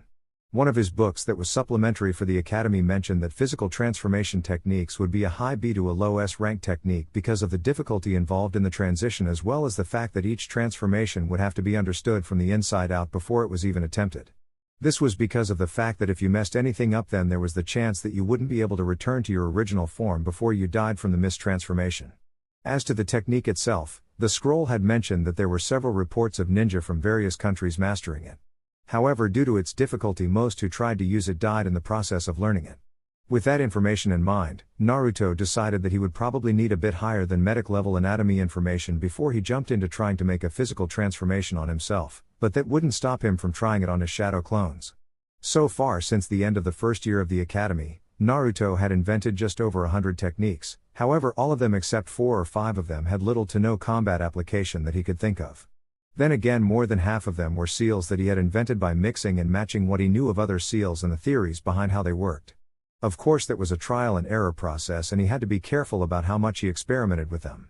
Having clones do the experimenting was extremely helpful, because if he had done the experimenting himself, he wouldn't have lived past his third experiment with the storage scroll, which had swallowed up his clone and subjected it to an extremely unstable gravity well until it had finally popped, giving him memories of a bizarre bubble of space which had moved and wobbled in a nauseating display of otherworldly geometries. Getting to the Hokage's office made him drop his line of thinking as he smiled at Sarutobi behind the desk. He wasn't in the office for very long, and most of the conversation was over how well his last camping trip was. Naruto held a lot of things back about his self-training and really only admitted to putting a lot of time on training what his books recommended that he train on. Jutsu theory Hiruzen for his part wasn't really fooled. He knew that Naruto hadn't told him everything that he had been working on, because he had caught a few of Naruto's training sessions and had seen several of the jutsu Naruto had invented. To be honest, he had had to check the descriptions in his personal library to find out where Naruto had learned them, and had been surprised when he had found out that there wasn't any proof that any shinobi had ever used them before. Hiruzen just hoped that Naruto managed to become strong, quickly enough, because he wasn't sure how much longer he could keep others' hands off of Naruto's inheritance. The last time any of it had disappeared, he had had to have Anbu that he trusted with the secret of Naruto's heritage track down all of the missing items. It had taken them almost 6 months to find it all. All of the jutsu scrolls were safely tucked away in the small cottage that Minato had owned that bordered on Training Ground 82, behind an almost impenetrable barrier that was Minato's own design. It would take a tremendous amount of force to break through the barrier of a property that everyone assumed belonged to Jiraiya after his student's passing. The more problematical things were the fact that a great number of items belonging to Minato and Kushina weren't behind that barrier, but rather scattered on the other several properties that they had both owned in the Leaf Village. There had also been almost 30 attempts to drain both of their accounts in the largest branch of the Fire Country Bank. Both had kept a modest account at every branch of the bank, as most shinobi did when going on missions successively, so as to have funds constantly available. Unlike most other shinobi, however, they didn't keep their main account in the Leaf Village branch, but rather they kept it at the main branch in the capital, because of the fact that both of them had reached over the limit for their accounts in the Leaf Village branch. Every single one of the clans in the Leaf Village had that same situation happen to them, because they all were prosperous enough that it could affect the entire Fire Nation's economy if any of them were to remove their entire net worth from the banking system at once. The bypass of this was that the clans kept their main account in the main branch, while each clan member kept their personal account in the Leaf Village branch. Nearly all of Naruto's inheritance was frozen until he either became a jonin, or when he hit 16. Currently Naruto was getting nearly double the usual orphan's allowance, because Hiruzen had set it up so that Naruto would get an equal amount to the allowance from his parents' accounts every time he got an amount. Thinking back, Hiruzen was surprised that it had been almost a year and a half since he had last checked Naruto's inheritance. Luckily, there was a meeting that he could attend in the capital in just a couple of weeks that would allow him to double-check the books on the inheritance while he was there. Maybe while he was gone he should assign Jiraiya to inspect the various seals around the village and make sure that they were still in good working order. That way he could also pass the emergency powers over to Jiraiya and Shikaku while he was gone. Of those who knew of Naruto's heritage, The accountant in charge of the accounts was one as was the Fire Lord because Hiruzen didn't want there to be any possibility of someone else making off with Naruto's inheritance. The citizens of the Leaf Village already treated him like garbage and tried to hurt him in any manner that they thought that they could get away with. Hiruzen was always particularly harsh with those who tried to physically hurt him because it was much easier to prove what they had done than those who had tried to do things to him mentally. With a heavy sigh, Hiruzen cut off that line of thinking and returned to his paperwork while idly planning out his mini-vacation to the capital. Jutsu Theory Naruto for his part after the meeting with the Hokage was over, made his way toward one of the few stores that didn't overcharge him in the village, and purchased a great number of things that he wanted to try with the fruits and vegetables that he had brought back with him from vacation. The previous year when he had run out after his vacation, he had made his way to training ground number 12, which was the closest to his apartment, and went into one of the more secluded clearings and started making the clearing larger and turning it into his own private garden of sorts. After every one of his sessions he only left turned earth and the large fruit trees that he had grown. In the time since then only one other person had seen the garden when Naruto had grown himself more food easily with his plant growth technique. It had been about the middle of the previous year that Hinata Hyuga had started to stalk Naruto in earnest and would sneak off for anywhere from 5 minutes to an hour from the Hyuga that was supposed to be escorting her. Even with his improved awareness from training he still had yet to notice her. Most of the things that Naruto bought at the store were from the meat and the spice sections because he already got most of the other things that he needed in his diet from what he grew on his own. Besides, all of the things that he grew were much more appealing than the items of the same variety that the store sold. Most if not all of the recipes that Naruto knew came from a very slim volume that not even the most dedicated of villagers bothered in his apartment because it was a very common book. The book was titled, 10 Easy Meals That Every Bachelor Should Be Able to Make. 90% of the population of the Leaf Village had the book in their kitchens, so it wasn't an uncommon book. So most of them overlooked it because they were more focused on wrecking the place than on what he was eating. Besides, it was a well-known fact that he almost completely subsisted off of ramen. If any of the villagers had ever looked inside of the cover they would have wondered why the demon brat had a cookbook that had once belonged to Minato Namikaze. The reason he had the book was that shortly after he got his apartment from the Sandaime and had stated his dream about being Hokage, Hiruzen had given him the book saying that it was a very common book but that he had seen the fourth Hokage making and eating the very recipes from the book that he gave Naruto. Until he got his unaltered academy books Naruto just hadn't cared so long as he managed to keep himself fed on his allowance. Jutsu Theory the third Hokage made his trip toward the capital with a sigh while thinking that this was just what he needed to get a good break in his routine. His paperwork had seemed to be getting denser and denser over the past several months, so he had had to cut back on the few training sessions that he still put into keeping his skills somewhat sharp. The last week had been spent either doing his paperwork or working with his Anbu to find about 20 items that had mysteriously disappeared from one of the Namikaze estates. All that he had left to do was check the main records at the bank, and then he could enjoy his few days away from the paperwork before it tried to devour him again. Jutsu Theory Hideki opened a small metal door in his office that he usually had hidden underneath his desk chair. Looking down the familiar stairs he thought about how long it had been since he had opened his secret vault. Waving his hand over the wall he channeled a fair amount of chakra into one of the seals on the wall. He grinned slightly as the long disused lighting seals flickered for a second before turning completely on. Walking down the stairs and looking at the vault door that stood in front of him, made him smile again, because only he and one other had ever truly known how large the room inside really was because of the internal expansion seals allowing the room to be much larger on the inside than the outside. Cutting his hand as he channeled his chakra he placed his hand in a small circle on the door and with a loud clicking sound the door opened. Entering the vault, he looked at the side of the vault directly across from him and smiled, as he looked at the library's worth of scrolls that it housed. An entire copy of the Uzumaki library, he said with a sigh as he thought about what he was about to do. On a table in front of the scrolls was a sword that lay in almost 30 pieces. Looking over his greatest creation he still felt proud that it had survived being used against the Kyuubi's claws during the Kyuubi attack. Kushina had been an expert swordswoman and he hadn't had any regrets on giving Naruto a practice blade and the first scroll on the style that his mother favored in combat. The library in front of him had been Kushina's way of making sure that her family's knowledge survived longer than she did in case something unfortunate happened. Her precautions had been well warranted in Hideki's mind, especially after what had happened to her on the night of Naruto's birth. Picking up one of the scrolls that sat on the small shelf next to the door he looked back at the library and wondered what would have happened if she had lived past the first few hours after Naruto's birth. Stepping out of the vault he closed the door with a sigh as he wondered when the next time that he would go into it would be. When Kushina had asked him to look after the copy of her family's library she had made copies of several scrolls and told him that they were his just in case any of his children wanted to become shinobi. Unfortunately, even though Tenten was an academy student, He didn't think that she was ready for what was in those scrolls. Reaching his thinking room, he slowly unrolled the scroll he had taken from the vault. Looking on the semi-familiar plans for a small number of swords, his mouth started to involuntarily twist into a smile. Kushina had helped him come up with these designs more than 15 years previously, and since her death he had locked them away. If what he had seen was correct, Naruto was teaching himself seals, and if that were true, then maybe he could make some more of these blades once again.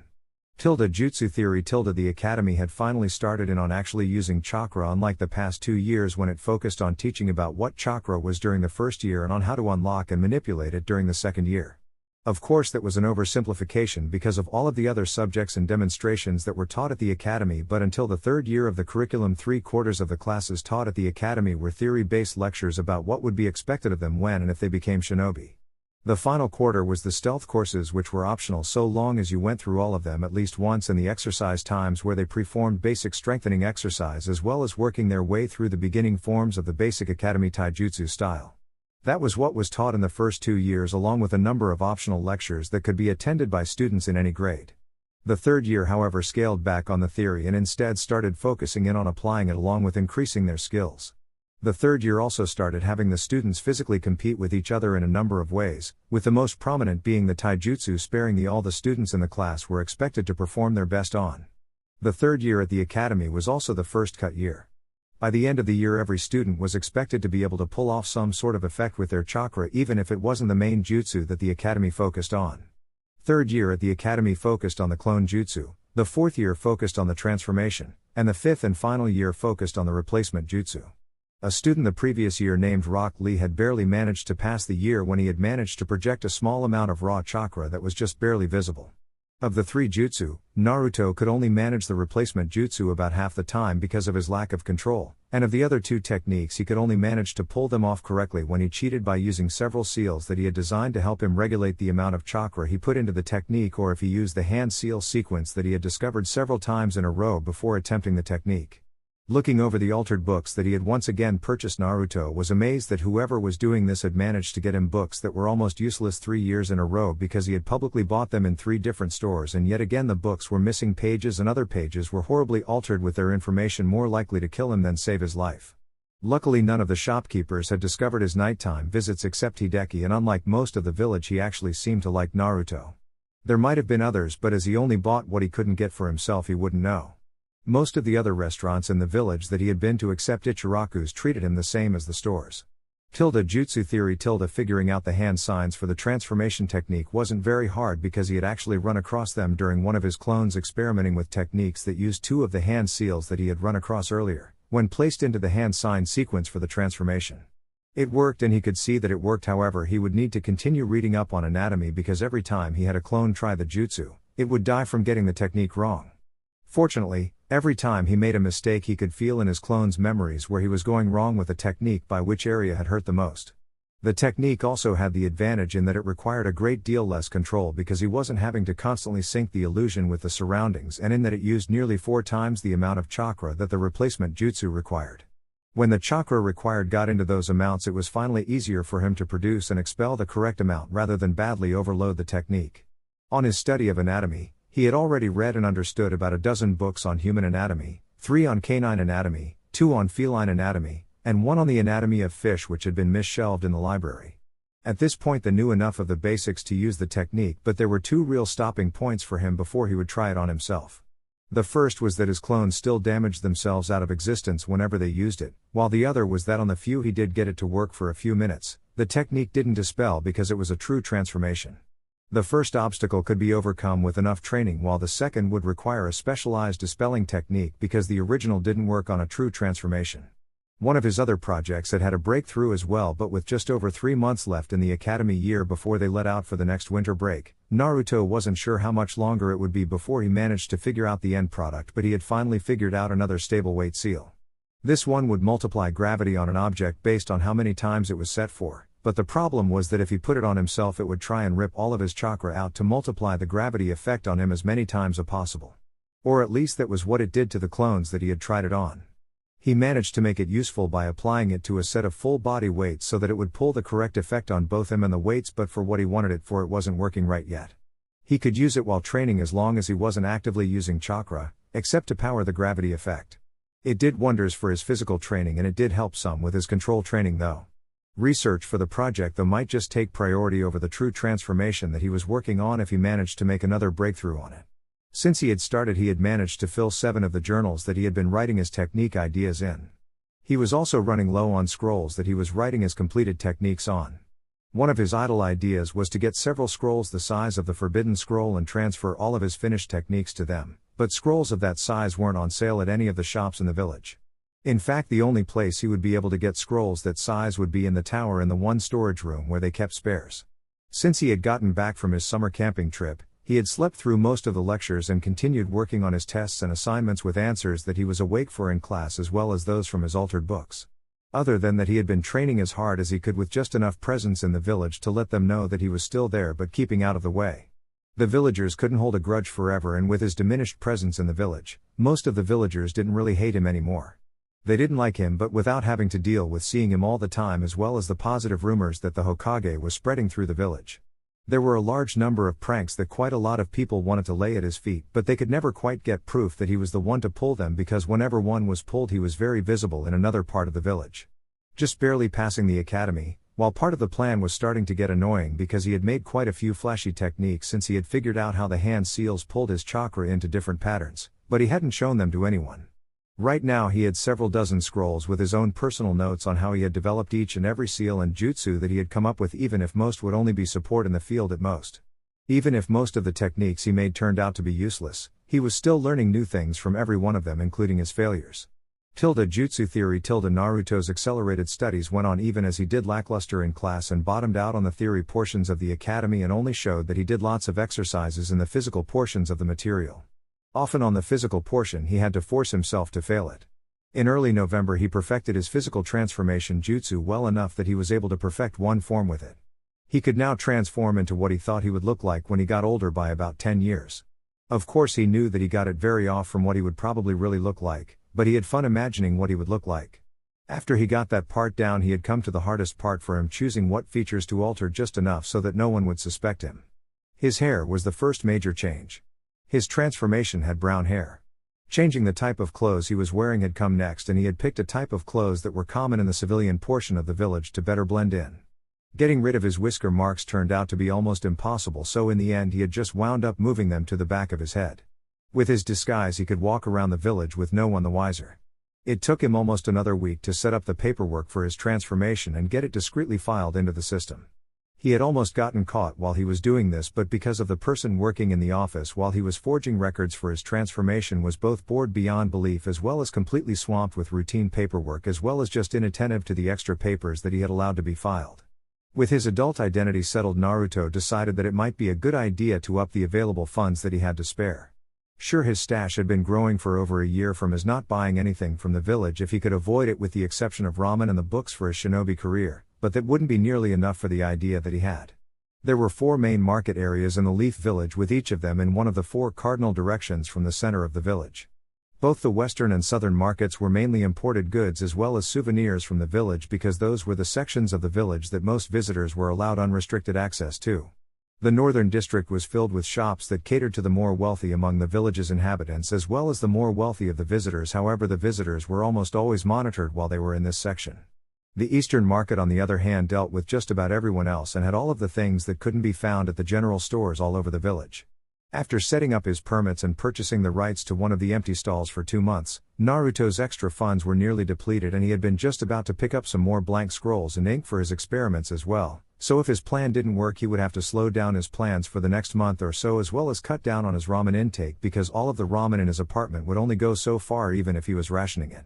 Later in the night, after he had bought the rights to the small stand in the eastern market, Naruto was once again in the small field where he used the jutsu he had accidentally created almost 2 years before.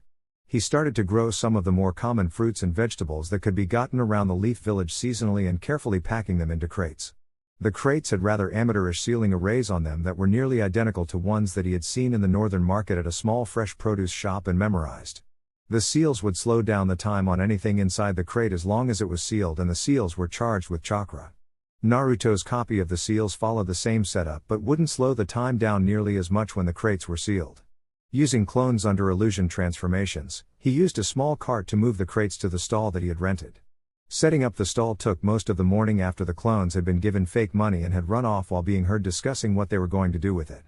Remembering the approximate prices that the shop in the northern market had on its produce, Naruto priced his produce at about half of the other store's price. He probably could have priced it higher, but as he had put on his sign, he was just opening for the first time and needed to make a quick profit to make up for the expense of opening the stall. Most of the morning, people on their shopping trips would idly look at his shop and whisper about it with those that they had come with. When he had removed the sign that said that he was still setting up for the day and to try again later in the day, his stall was immediately shut down while several Anbu ran over the stall and produced for anything out of the ordinary. Finding nothing wrong with the food, they let him open back up, and this time as people would pass they would look at some of the samples that he had laid out on the counter.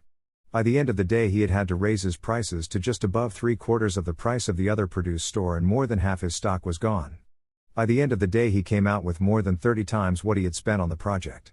Boxing up his products as well as locking down the stall, he went back to his apartment for the night. The next morning when he got to his stall, he found several wealthy merchants standing in front of his stall ordering several men in more normal clothes to confiscate the inventory of the stall. Tapping the closest merchant on the shoulder, Naruto asked, "What are you doing?" Annoyed, the merchant turned around and found himself standing in front of the person who had opened the stand and in an arrogant voice said, "Confiscating your inventory because you have not yet registered with the village's Merchants Association." "And why do I need to register with the Merchants Association?" Naruto asked as he mentally ran through all of the laws that he had found in the village that would apply in his stand's case. "Because we are the group that collects and turns in the taxes to the fire daimyo's court in the Leaf Village," the somewhat portly man said with the level of arrogance in his voice rising the longer he spoke. "You do realize that in the village's charter, which was signed by both the first Hokage and the fire daimyo, it stated that outside of times of war, all taxes from the Leaf Village are supposed to be collected by the Hokage's office and moved on from there, right?" Naruto said as he remembered that that was one of the clauses that had never been amended because it eased the amount of work that the Fire Lord's accountants had to go through. With his face reddening in rage, the merchant said heatedly, "The Merchants Association has been collecting the taxes on merchants' goods and wares for the last 10 years when it was introduced and signed into law." Looking at the man with a fair amount of irritation, Naruto replied, "The village's charter has many clauses and subclauses, but near the beginning of the document it has an absolute in it, in that to change any on the things that it affects in the village's law system you have to have both the current Hokage and the fire daimyo's signature on the bill that changes it, otherwise it is considered as treason." The merchant's face paled some as he said, "Be that as it may, the current system is to pay the Merchants Association, then we send the taxes on." 4 Anbu dropped to the street from the rooftops, with one of them carrying a man that Naruto recognized as one of the accountants from the Hokage's tower. Setting the accountant down, the Anbu moved to guard the stall.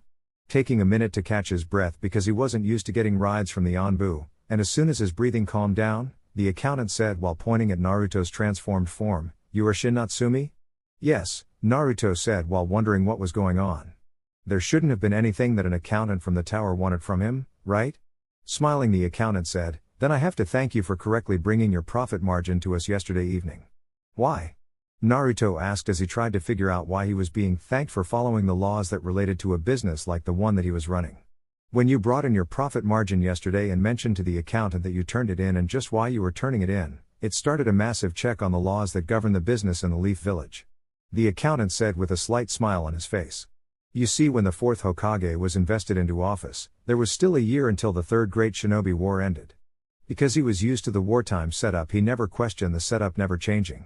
The Merchants Association was established to help keep the economy going during the wartime setup, and as soon as the war was over, the Hokage's office was supposed to take those duties back over. However, because he didn't know about that, the 4th never changed control of the Merchants Consortium back to where it was supposed to be, and when the taxes returned to the normal setup, the Merchants Association, which by the way is a loose group of the most influential merchants in the Leaf Village, kept collecting the taxes from the Merchants Consortium, which every merchant, as long as they are selling something in the Leaf Village, is a member. However, exactly 1/4 of those funds are supposed to go to the village's funds to keep the village in good repairs as well as to help pay the shinobi who perform border control." "Preposterous," the member of the Merchants Association said as he began to puff up in anger. "Those laws were changed by the council over 15 years ago. You're wrong." Naruto's eyes widened as he realized exactly what had happened to the laws in question. "Those laws are part of an amendment to the village charter, and to change them you need both the signature of both the Hokage as well as the daimyo." "Exactly," the accountant from the tower said as his smile widened noticeably. "At this very moment every single member of the Merchants Association is being rounded up along with all of the former members who are still alive."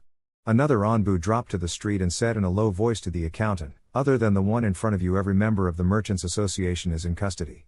Ah, good, go ahead and take him into custody as well, and after I make sure that Shin here is running his business correctly, I'll meet you back at the tower.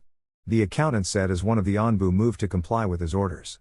The next couple hours saw the accountant going over the fake books with Naruto and telling him how wasteful his business plan had been, along with where he spent well over what he should have.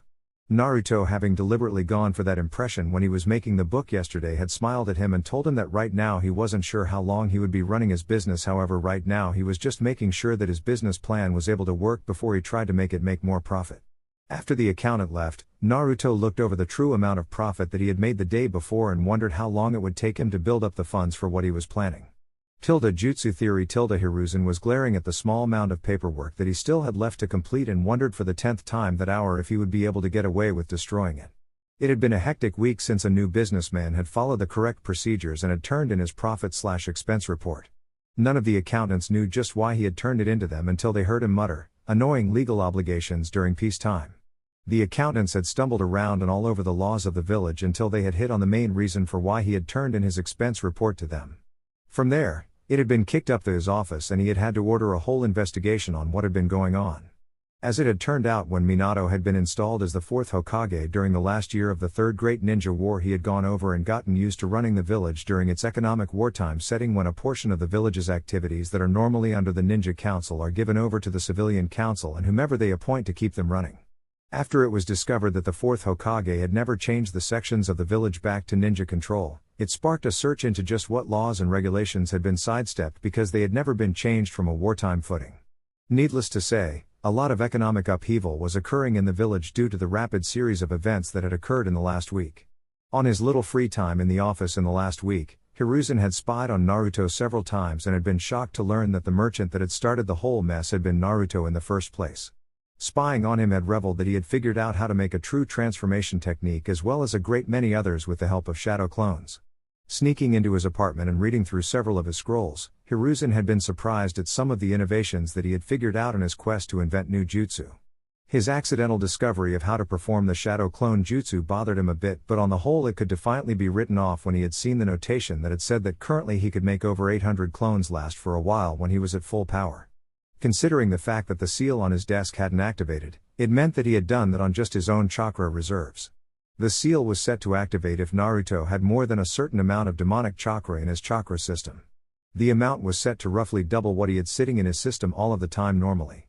In his youth, Hiruzen could make roughly 50 shadow clones that would last about 8 hours if they weren't doing anything chakra intensive, but Naruto could make at least 200 last that long while using chakra the whole time. With Naruto's normal chakra reserves being that massive at his current age, it would be impressive to see him in several years when he managed to learn several of the more flashy jutsu. It also explained his horrible chakra control, considering how much time he and his clones spent on maintaining and building his control for only small gains in control from each one. If Naruto decided to go on another one of his summer camping trips, then he would make sure that he got another few chakra control exercises to help with his control. Hopefully, some Jinan to Chunin exercises would help with his control and maybe work out some more techniques. Seeing how he had obtained his stock had been a revelation, and he had had to have Tenzo make sure he wasn't seeing what he thought he saw. What he saw Naruto doing looked so much like the Wood-style bloodline, that for almost 24 hours he had thought that Naruto might have the bloodline until he had Tenzo verify it. What Naruto had done was similar to what the ninja in the Land of Snow did with the ice style. The snow ninja manipulated ice that already existed, while the ice-style bloodline allowed its users to form ice out of nearby water. In Naruto's case, the plants he was growing were already there in seed form, and he was just speeding up their growth rate with his chakra, as opposed to growing plants from nothing with the wood bloodline. The 2 months that Naruto had rented the stall for had come to a close, much to Naruto's relief and to the disappointment of many of the Leaf Village's more normal residents. While it had been open, it had kept a steady stock of ingredients that were much cheaper than the other store, that also carried them. While none of the things that Naruto had stocked were rare in the Leaf Village, they were normally seasonal items that only came in once or twice a year. The other store that carried them year-round was located in the northern section of the village, and catered to the more wealthy clients that could afford the costs of the storing of the ingredients. Because Naruto was essentially creating his stock when he ran low with his plant growth technique, he didn't have to worry so much about storing the items until they were bought like the other store did. Naruto also, when he located his stall in the eastern market of the village, wound up catering to the more middle-income members of the village, and while he still charged about a quarter of the price more than when the ingredients were in season and flooding the markets, He was still charging much less than the other store did at the best of times. Naruto's stock at his stall was sold out so fast that he had to refill almost all of his stock every night, and even then he had run out of some things every day. He had made so much profit from the stall that he was checking into buying a property in the Eastern market more permanently. His profit margin was high enough that he could buy the property outright, and even afford to pay someone to run the shop full-time without it cutting into his training time like it had been for the last 2 months. He had made a huge amounts of pure profit, but it had severely cut into the time that he could train. Most of the school days that there wasn't sparring he would send in a shadow clone into the academy, and on the days that there was sparring he would have a shadow clone mind the stall. But he was always very nervous about having a shadow clone manage the stall because there had been a fair number of times that the shadow clone had nearly popped while it had been minding the stall and it had to pull out another crate from that day's inventory. With an actual shop of his own he would be able to hire in someone else to take care of the shop and just have to deliver inventory as needed. After Naruto took 2 days off of his self-training after his stall finished doing business, he started back to training himself and was making a fair bit of progress. While he had only had his shadow clones working on creating and modifying techniques and seals, he had also been writing down ideas for him to practice when his stall shut down. It took another month before Naruto was able to purchase a small shop in the eastern market of the village and get the paperwork filled out for his ownership as well as be issued the necessary permits to run his shop now that he had a more stable location of business. After the purchase of the shop he still had more than 3/4 of the profits from the first 2 months and decided to look around the village for other things that he could buy. To his shock, he found that his apartment complex was on the market for much less than he would have thought because of its size. In fact, as he checked, there were almost half of the buildings in the same neighborhood as his apartment building on the market for significantly less than the buildings in other parts of the village. Buying 4 of the buildings in the same neighborhood of his apartment complex along with his apartment complex knocked him down to 1/4 of what he started with, but as he no longer needed to pay rent he figured that it should even out eventually. The other 4 buildings that he bought consisted of 2 more apartment complexes, 1 bar that had gone out of business, and 1 larger family house. Naruto had wanted to buy more buildings but felt that he should wait until he had built up more funds first as he needed to keep on top of the utilities for the buildings that he now owned. Routing all of the mail and rent payments to the now empty manager's room in the building that Naruto had his apartment in was rather easy for some reason that Naruto couldn't figure out, but he wasn't going to question a good thing. Most of the general repairs that he was now responsible for in the buildings was now done by shadow clones at night, after he had transformed them into other forms. His true transformation jutsu now had 5 base forms that he could modify on the fly with different hair and eye colors along with him affecting different strides and mannerisms allowed him to keep his clones inconspicuous. Jutsu theory Hiruzen could only stare in shock as Tenzo, or Tiger as his Anbu codename was, gave him the report on just what Naruto had been up to over the last 2 months since he had caused a major upheaval in the economy of the Leaf Village. If the amount of profits that Tenzo was reporting were true, then Naruto had made almost as much as 5 S-class missions paid out in a month, when most ninja that could take S-class missions only took 1 or 2 a year because of the mental and death toll aspects of the missions. Hearing just what Naruto had bought with his money had him laughing at the sheer impossibility of what the former owners of the buildings had done. They hadn't wanted to own buildings in the same area that Naruto lived and had put up the buildings at lower than market values, just so that they could buy buildings in other parts of the village to set up their businesses again without the stigma of being near Naruto's apartment.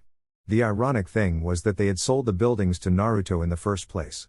Although just what Naruto was going to do with a rundown bar, 3 apartment complexes, and 1 medium-sized family home was truly the question. And if what Tenzo had heard was correct, then Naruto planned on buying more buildings in the village. On the other hand, with Naruto buying those buildings and keeping them well maintained and kept the paperwork on them up, then it would at least take a small cut into the amount of paperwork that crossed his desk every day. More than half of the paperwork that crossed his desk was incorrectly filled out reports that needed his signature to have the offender issued a warning that they need to redo parts of their paperwork. Besides, maybe with these businesses on his hands he wouldn't cause any more trouble like he had 2 months ago. More than half of the Merchants Association had been stripped of their possessions entirely, while the other half had had to pay of huge debts to the village coffers because of the stolen and misappropriated funds. In fact, the daimyo had been very displeased with the merchants that had been in charge of the association when the Third Shinobi War had ended and had ordered their deaths as an example to any others who had thought that stealing from him and the funds that he chose to supply the Leaf Village with. Jutsu theory getting one of the younger villagers that didn't glare at him every time that he saw him to run the shop that Naruto had purchased was almost ridiculously easy. All that he had to do was find out what his job at the time had paid and give him just a little bit more each paycheck. His previous job had been stocking shelves at one of the larger stores that specialized in having just about everything available but mostly carried things that everyone needed consistently. With Naruto's shop, it only carried various produce, and the only stocking that he had to do was pull empty crates off of an area and move them to the back room and open another of the crates in the area. As Naruto had his shadow clones do the restocking every night and the villager only had to move empty crates to the back room, the villager thought that he was getting a much better end of the deal. As Naruto only had to assign a dozen shadow clones to restock the shop every night, and another dozen every week or so to every apartment building, his schedule opened up immensely. He had been able to get in a huge amount of training in comparison to the 2 months that he had run his business himself. His profits weren't coming in nearly as fast as they had been, but considering that he actually had a person other than himself on his payroll did take up some of his profit, but not nearly so much as he would have thought. Part of the training that he was working on was modifying the basic wind chakra exercise that he had found, to learn how to carve good furniture in his attempt to refurnish the bar that he had bought. It had been closed after a bar fight between 3 jonin and the owner couldn't pay to have the building and furniture fixed. The previous owner had sold off all of the alcohol that he had left in stock and used the funds to repair the building and then sold it. Naruto had in fact been lucky to purchase it when he had, because with it mostly fixed then another bar owner could move in and open up a second location or have a backup location in case their bar suffered similar damages. Most bars in the Leaf Village has layers of durability seals on almost everything in their establishments and didn't have much to worry about in the damage department, but a fair number that dealt almost exclusively with the civilian population like the one that Naruto now owned didn't take that precaution. It took him 2 weeks to figure out how to carve furniture with wind chakra, and even then most of it wound up being reduced to kindling because of how bad he was at carving. Over the next 2 months his carving skills got good enough that when he actually opened the bar, he could just say that he bought cheaper furniture because of how the last owner had gone out of business. His research clones had also been going through the library searching for information on how alcohol was made.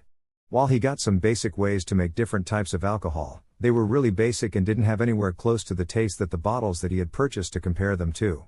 Part of that he guessed was because of the fact that the bottles that he had made hadn't been aged, but he was working on that with one of his sealing failures.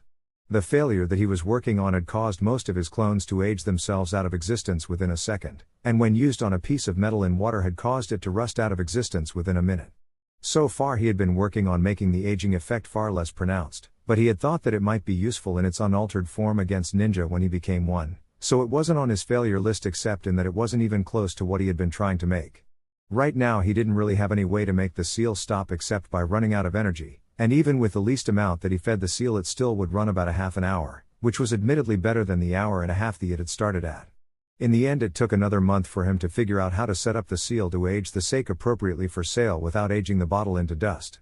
Still, some of the sake that he had made was extremely potent, while his later experiments were much less potent. Because of his research into what the other bars served, he had also looked into cooking some basic meals to go with the alcohol that he had made. He had also started looking into other types of alcohol that he could try and make and had begun experimenting with various fruits and berries that he could get his hands on. As he could make over 1,000 clones last about 8 hours now, he had plenty of clones that were free to experiment on whatever they liked. This led to about 500 of his clones working on his ninja training, and the other 500 working on other things that interested him. With about 300 learning as much as they could about alcohol from experimenting with it, it led to some truly bizarre memories from the clones that had tested each type. When they made the alcohol, they made at least 4 bottles of each type and stored them in the 4 basement floors under the bar that he had bought. There had only been 2, but when he had turned in the paperwork to get permits to build 2 more floors below, it had been approved much faster than he had thought it would be. Keeping the recipes to the alcohols that he had made in one of his spare larger scrolls also made sure that they were hard to duplicate. Storing the bottles by number was also a way that he kept them separated. The kinds that his tester clones liked had several dozen bottles made, while he never made more than the 3 extra bottles of the ones that he didn't like. He figured that once he opened his bar, then he could always make more of the ones that he didn't like if anyone who came in to buy them liked them. There were many different types of basic techniques that weren't truly a secret when making alcohol, so the clones that were making it would have things to experiment with for quite a while.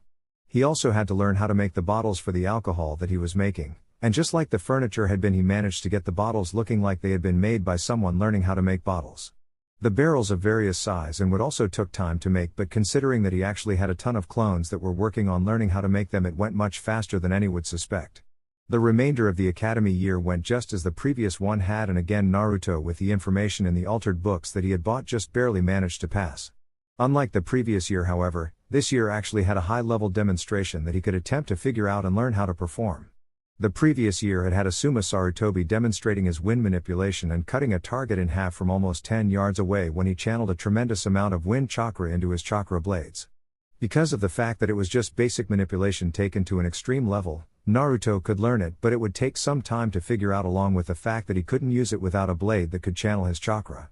So he couldn't really learn the previous year's example because chakra blades were extremely expensive, as the materials that were used to make a good one had to be gathered from all across the elemental nations, and the different shinobi villages guarded their resources that made up the chakra metals extremely well. There was some trading that went on because of the fact that most of the villages wanted some of the materials that weren't native to their area, but each material was extremely expensive. On a related note, some clans across the elemental nations had come up with ways around using the expensive chakra metals. 3 of the 7 swordsmen of the Mist Village used swords that had been made by these clans. The sword that Zabuza Momochi used was one of these substitutions, and while it worked well in its setup, it still wasn't even half as good as a similar sword made entirely of chakra metal would have been.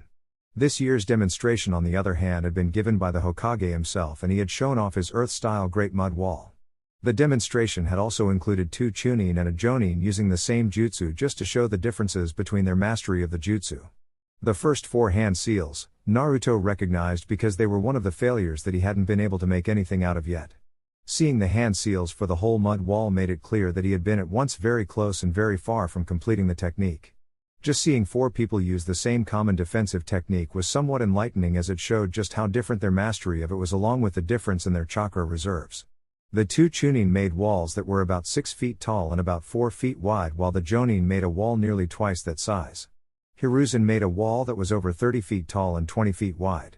The differences in their use of the jutsu might have also had something to do with the size that they made the wall, because they were showing off the size of the most commonly made the wall when they used it. Jutsu theory spying on Naruto's training had given Hiruzen the idea to do the demonstration at the academy this year, because he hadn't given a display of any of the jutsu that he had mastered in over 10 years. He had seen Naruto use the water dragon that Kakashi had demonstrated 2 years ago, but he had seen the frustration that seemed to come from the clones that were practicing it. Knowing that one of his Jonin and 2 of his Chunin who knew the jutsu were free on the demonstration day, he had asked them to help with the demonstration by showing the differences in the walls that they made. He hoped that by seeing that the same jutsu acting differently in the hands of different shinobi, then Naruto would figure out just why his water dragon was so much different than Kakashi's. His spying on Naruto's recent exploits also had him ordering Bor to get some of the bottles of sake that Naruto had made in bulk, and he had been surprised that it actually passed the poison tests that he had put it under. It actually was sake that was really potent. When Naruto actually opened his bar, Hiruzen was going to have to start getting his stash from there, even if it was extremely potent. One of the bottles that Bor had stolen from one of the earlier batches was potent enough that 2 small shot glasses and he, the Hokage, was out like a light. He knew that if Tsunade had tried it, then she could have finished about 6 glasses of the stuff because of her genetics and her medical training. It was perfect for a nightcap, however. Hiruzen was glad that the economy had settled down now that all of the correct laws were being followed by the merchants of the Leaf Village. He was also thankful that most of the other wartime measures had been returned to normal before he had taken back over, and that the few that hadn't had actually worked out well enough that the daimyo had decided not to punish those involved so long as they were more accountable and kept up the good work that they had been doing. Jutsu theory Danzo was known as the War Hawk, and in truth he wouldn't deny the description that most applied to him. He had lived through the same 2 wars that Hiruzen had, and he had for a long time considered himself a rival of Hiruzen's. Just after the Kyuubi had attacked, he had tried to get the right to train Naruto to call upon the fearsome power that had been sealed within him and been denied. He had later realized that it may have been for the best, as while he knew how the seal would react to his plans for training Naruto, he didn't know for sure, and he could have released the Kyuubi by accident in his attempt to get Naruto to control its power. He had been thoroughly disappointed in Naruto's performance in the academy until one of the spies that kept an eye on Naruto saw just how much the academy teachers were hindering his learning. He had just decided that if it continued, then he would have one of his agents that was part of the normal ninja forces give Naruto some tutoring during the academy breaks, when his spies had heard Naruto's declaration toward the end of his first year in the academy. After he had heard that report, he had decided to wait a year to see just what Naruto would do with his declaration, and had been shocked at how far he had come. Knowing about how many shadow clones Naruto could make also stopped him from interfering, because right now he was working on making himself a powerful ninja, and already he had made techniques that Danzo would have, though impossible. With his shadow clones, if Danzo felt the need, then he could always assign enough of his agents to sets of Naruto's clones to make up for any lack in his shinobi education. One of the worst things that those who knew Danzo thought about him was that he suppressed all emotion in his agents. While this was mostly true, he had also specially trained some of his forces and hadn't put them through the training to suppress their emotions. Danzo knew better than anyone that something he hadn't foreseen could end his life easily, and that if that were to occur then all of the effort that he put forth in his plans could come to naught. The few agents that he put through his training that didn't have their emotions suppressed were his backup plan in case something happened to him. He hadn't even planned for Naruto to become anything like his agents because he had hoped to groom him into becoming a Hokage that both he and Hiruzen could have been proud of. At this point though he was relatively happy that his plans for Naruto fell through. After all, while he wasn't the powerhouse that he would have been under Danzo's tutelage, he had created a huge number of techniques that could help the village down the line, and later when he unsealed his parents' cottage where most of their scrolls were, he would undoubtedly become a force to be reckoned with. While he would have liked to have cut in when Naruto began buying up and running businesses, he held his peace because while unorthodox it was good training for when he became a shinobi. Besides, he was developing ninja skills when he was setting up the businesses. Using the cutting nature of wind chakra to carve furniture was ridiculous because it is almost impossible to control the wind blades that well, but somehow Naruto had managed it, and he only knew the leaf cutting exercise that helped train shinobi in the controlling of the wind element. Naruto didn't know any of the more advanced exercises that would have increased his control over wind chakra to where it wouldn't have been preposterous. On another note, Hiruzen hadn't been the only one to get samples from the larger groupings of sake that Naruto had made, and as Hiruzen had, Danzo had determined that the stuff was perfect for when he couldn't push the memories of all of the blood that he had spilled in his day out of his mind so that he could sleep.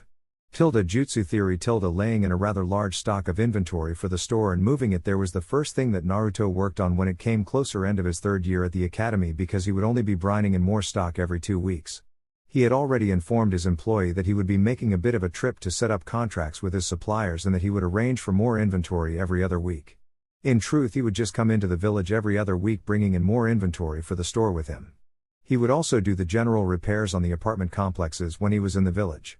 He thanked himself for having the foresight to wait to open the bar until after the break as he practiced cooking and filled out his stock so that he would have an appropriate amount of diversity in his inventory. So far on his experimental types of alcohol, he had only had to throw out 5 different types because they were poisonous. The second thing he had done was to tell the Hokage that he wanted to go camping again this year about a week ahead of time. The Hokage gave Naruto several scrolls that he thought would be useful to his training, with the comment that several of them were more chakra control exercises. This year he was told that he would get to use Training Ground number 75 as his camping spot.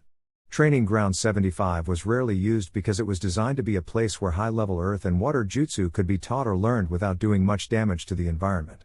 A little over half of the training ground was taken up by a fair-sized rock quarry and a good-sized lake, which was why so little damage was done to the surroundings. The trick was to aim the water jutsu toward the lake while aiming the earth jutsu into one of the walls on the quarry. Naruto already had a whole list of things that he wanted to accomplish on this summer training trip, and while he wasn't sure on where to start, he did know that by the time that he got back the large scroll that was covered in storage seals would be full of alcohol by the time that he got back. Thinking that it would probably help in almost all of the other areas of his training, Naruto started his training with chakra control, with a huge number of clones assisting him.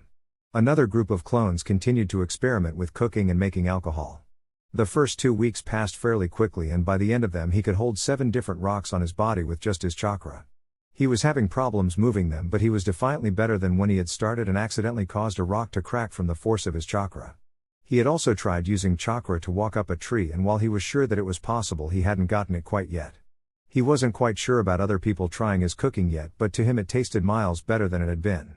His alcohol had gotten more of the experiments that he wanted to get done out of the way, and while some had turned out well, others had turned out just plain nasty. His quick trip into the village to reload the inventory of his produce store was the longest section of his trip as he and his clones refilled the stock of the store. Dropping off a dozen clones to clean the apartment buildings was also relatively easy. The next 2 weeks followed similarly, except that he finally pulled out the scrolls that the Hokage had given him this year. Seeing the tree walking exercise in one of the chakra control exercise scrolls was rather funny because he had already been trying to accomplish it. The other dozen exercises were all rather strange compared to the exercises that he had been given the previous year, but as he thought about it, some of them did seem to make more sense.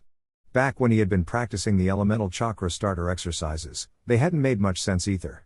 All of the exercises made sense now, but rarely had they made sense before he had done them, and even then he usually had to have a fair amount of clones practicing the exercises with him. Considering the number of clones that he could make and last for over 8 hours now while they were practicing with chakra, he would soon need more things to occupy his time even with his soon-to-be open bar. Also, considering that he managed to make a couple dozen jutsu at least from each hobby that he had taken up so far, it would probably end up helping his shinobi carrier along later. When he got into the village for his visit on the second week, he was shocked to see that his shop had a sign that said that it was closed as the owner was out setting up new stock. Getting into the shop was easy, and looking through the books revealed reason that the shop was closed easily.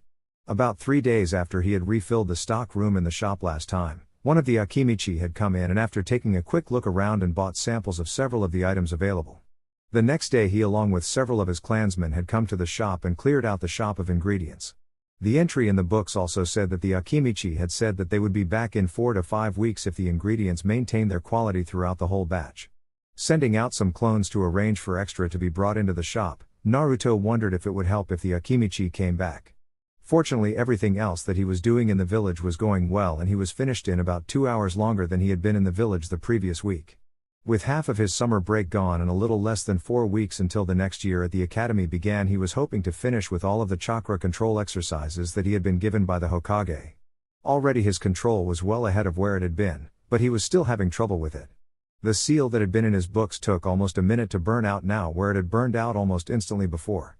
One of his clones that had been researching seals also managed to make a more sturdy version that burned off extra chakra by forming a line of extra ink away from the seal. The more chakra that he used that the seal didn't need would make the line longer.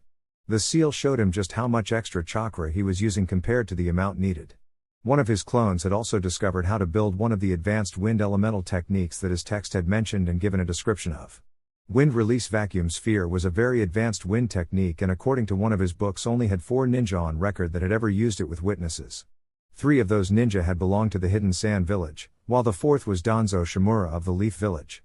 The vacuum sphere was unlike the other techniques in that instead of cutting or blowing, the air itself was being pushed away from an area in a bubble shape. Because it was a literal void in space, it had some interesting effects when Naruto had tested it.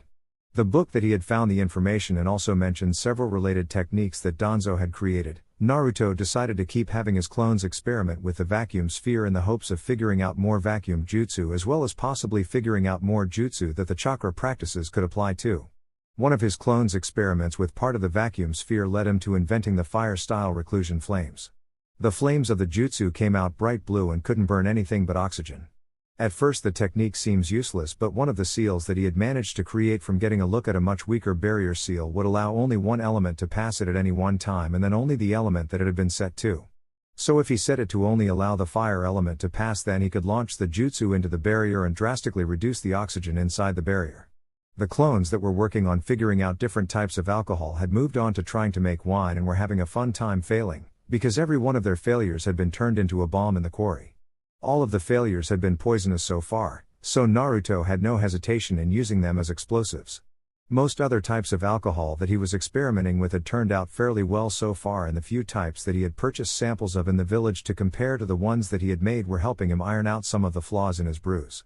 Only a couple types of the alcohols that he had samples for had been exceeded, and even then Naruto figured that he would have to wait until he opened his bar to see just how they stacked up in his eventual customers' eyes. He was still practicing his wood carving and several other hobbies that he had developed to save money on the restoration of the bar. Wood carving in particular had been added to the list of things for his clones to practice because of the house that he had bought in the village being empty. With it even lacking furniture and appliances, it would take some time to really make it livable. Recently it had occurred to Naruto that he had had a house that he had owned for over 4 months, and he had done nothing more than clean the dust out of it. Getting most of the basic furniture out of the way with his own carving skills would help cut down on the cost some, but unless he picked up a few more skills, there was just some of the things about the house that he couldn't fix. The electricity and water worked just fine to the house, even if they would both need to be looked over. All in all, if what Naruto figured was right, then with just a couple weeks worth of work, along with some new appliances, and he could start working on the security of the house and then move all of his more secretive things there if he didn't just move in himself outright. Naruto's third trip into the village was close to its predecessor in that his produce store had been bought out by the Akimichi again, and one of the showers in one of the apartment complexes had broken that afternoon, so he had to fix it for the tenant. Moving all of the things that he and his clones had made in the last week into their new places had taken more time than what his businesses had taken up, so if he continued making profits like he had been, then he should probably add a few more businesses to the ones that he already owned. Maybe if people liked his food at his bar, he would open his own restaurant next. There were quite a few types of business that he would have to look into in his spare time, and with the number of clones that he could make, he would have a fair bit of spare time. Maybe another one of the businesses that he should buy next was one of the still vacant animal farms on the western edge of the village. About half of the meats that were consumed by the Leaf Village were imported from around the Land of Fire in various forms, but the fair number of farms that were around the edge of the village and interspersed among the training fields were where some of the fresh produce, dairy products, and meat products that the village used came from. For example, all of the eggs used in the Leaf Village came from these farms, along with about 3/4 of the chicken meat. Beef, on the other hand, was imported heavily. Naruto wasn't quite sure about buying one of the still vacant farms though, because of the fact that nearly all of the still vacant ones had been hit by stray attacks during the battle with the Kyuubi. If he did buy one of the farms, then the first thing that he would have to do would be to figure out a way to purify the yokai ruminants that were still present in the area surrounding the farm that he bought though, so he would have to shelf the thought until he figured out a way to do so. The last week and a half of his summer break was somewhat hectic because of Naruto trying to stuff as much training into his routine as possible, because soon he would be going back to the academy and having to hide most of his progress from everyone again. Naruto had been so preoccupied that with making sure that all of his training ideas got as done as his remaining time allowed, that he had to make a group of 10 shadow clones to go through all of his books and scrolls to reorganize them and help figure out what he had missed in his training. Naruto himself was working through as many of the taijutsu exercises as he could, because it was one of the few things that his clones couldn't help him with. On the last day of the break, Naruto was packing up with the help of a couple dozen shadow clones and wondering just what the next year at the academy would bring, along with just what he would do about the security of the house that he had bought and planned to move all of his books and scrolls into. Jutsu Theory Hiruzen, who had been looking through his crystal ball, had been wondering something similar to Naruto, in that he wondered just what this year would bring after the surprises of the last year. Another thing that he had been wondering was why he hadn't ever thought of using the shadow clones to help with his paperwork. After he had seen what Naruto had done with his books and scrolls, Hiruzen had almost wanted to smack himself for not thinking of that sooner, but as they say, live and learn. On the off chance that the council had a problem with his new way of handling his paperwork, he had very carefully considered the matter before deciding that he would only ever have the clones put down denials onto the paperwork, and that he himself would still read through everything that he approved of. As it was, it should cut down about 1/3 of the time that it took to do the paperwork every day. Maybe he could get in some more training sessions than he had been of late. Come to think of it, maybe he could even give Konohamaru a few private lessons in the staff for when he signed the monkey contract in a few years. Several hours passed as Hiruzen passed off his paperwork mostly to his clones, who sorted out denials from within it easily. Hiruzen, however, wasn't paying very much attention because he was reminiscing over the many years in his long life and remembering all of the mistakes that he had made during those years. Jutsu Theory Danzo was particularly pleased with Naruto's most recent camping trip, as Naruto had figured out how to replicate the vacuum sphere, which had been one of the jutsu that he would have taught Naruto if he had been training him. The impressive part had been that he had figured it out mostly on his own and was working on making more jutsu that would be similar to the vacuum sphere. Truly, Danzo knew that if it had been any of his other plans that had fallen through this far, they wouldn't have turned out so well in his opinion. Sometimes he wondered about how things could have gone differently if he had made different choices in life, but had always cut himself off from thinking them all the way through because he didn't want to deal with the repercussions he was sure that the answer would bring. If the general population knew of his actions over the past 30 years, then they would most likely view him on the same level that they viewed Orochimaru, but then there were the sheer number of attempts that he had prevented from starting that could have destroyed their home. Looking back, Danzo could even remember how he had become the way that he was currently. The night that had made him what he was also the night that had ended his shinobi career as well. The night that a stone ninja had killed his wife and son while taking his arm and making sure that he could never father any more children. Many people spoke about the way that he acted, but until they lost what he had lost, then they had no right to judge his actions. Jutsu Theory Hideki had spent the last week poring over the Uzumaki library for several books on seals that he could give to Naruto without the identifying information that would most likely get him in trouble with the council again. So far he had found 6 books that he could easily give to Naruto without having to worry about him finding information that he wasn't ready for yet. For that matter, his daughter had finally proven herself ready for some of the scrolls that Kushina had made copies of for his family if they became shinobi. 2 of them were labeled for Kanochi eyes only, so hopefully she would find some useful advice in there, because he really dreaded trying to speak with her on those subjects. On another note, Hideki had begun working on one of the sword designs that was similar to the sword that Kushina had carried. It was similar but toned down in a sense because it required what was known as chakra forging. Chakra forging was very simple in that it was just running chakra through a weapon as it was being made, and it also attuned the weapon to the chakra that it had been forged with. Kushina's sword had been special because it had both her chakra as well as a hefty portion of the Kyuubi's chakra used in the forging process. It had made the blade almost unbreakable until she had used it to hold off the very creature that had unknowingly helped make it. The current sword that he was making was mostly just a practice run for when he helped Naruto make the real thing, with a portion of the Kyuubi's chakra reinforcing it just as it had his mother's before her death. Looking out he window led Hideki to thinking that maybe the village was becoming brighter than it had been in a long time. Hideki took his seat in the Hokage's office and waited for Hiruzen to finish signing the last of the paperwork on his desk.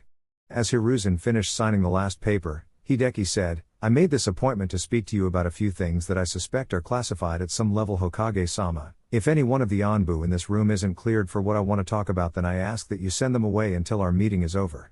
Hiruzen's eyes narrowed for a moment, but he ordered all of the Anbu to leave the room before raising a privacy barrier around the office with one of the seals that Minato had carved into the desk.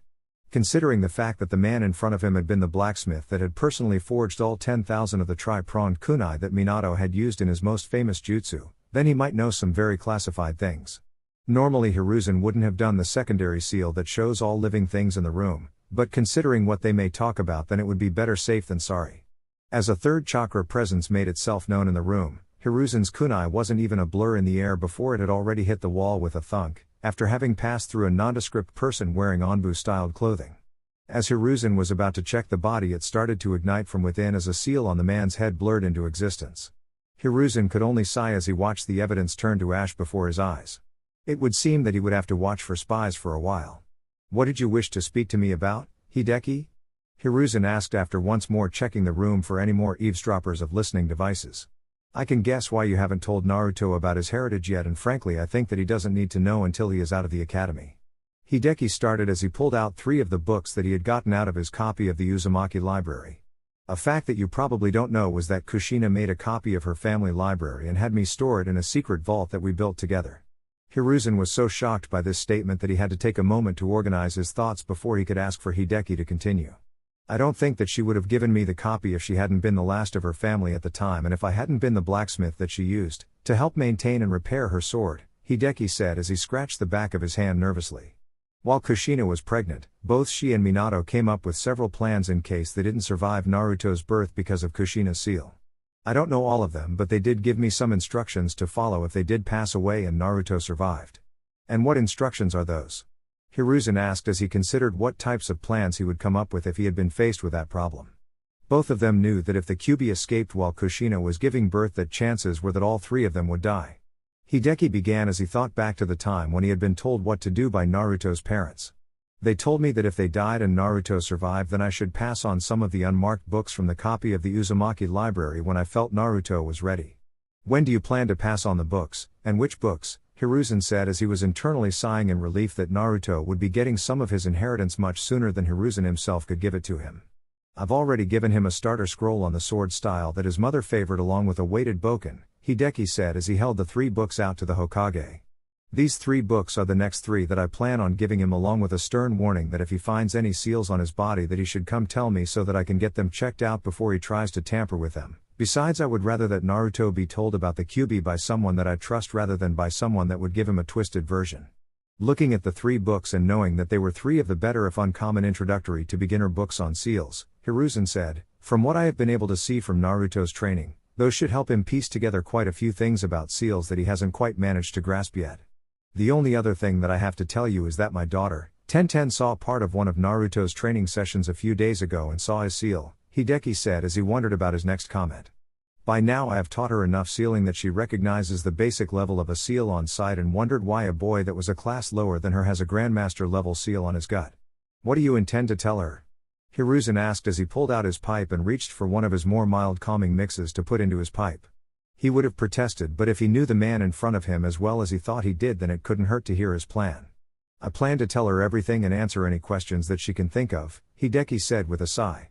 "Normally I wouldn't, but there are some other factors that I have to consider."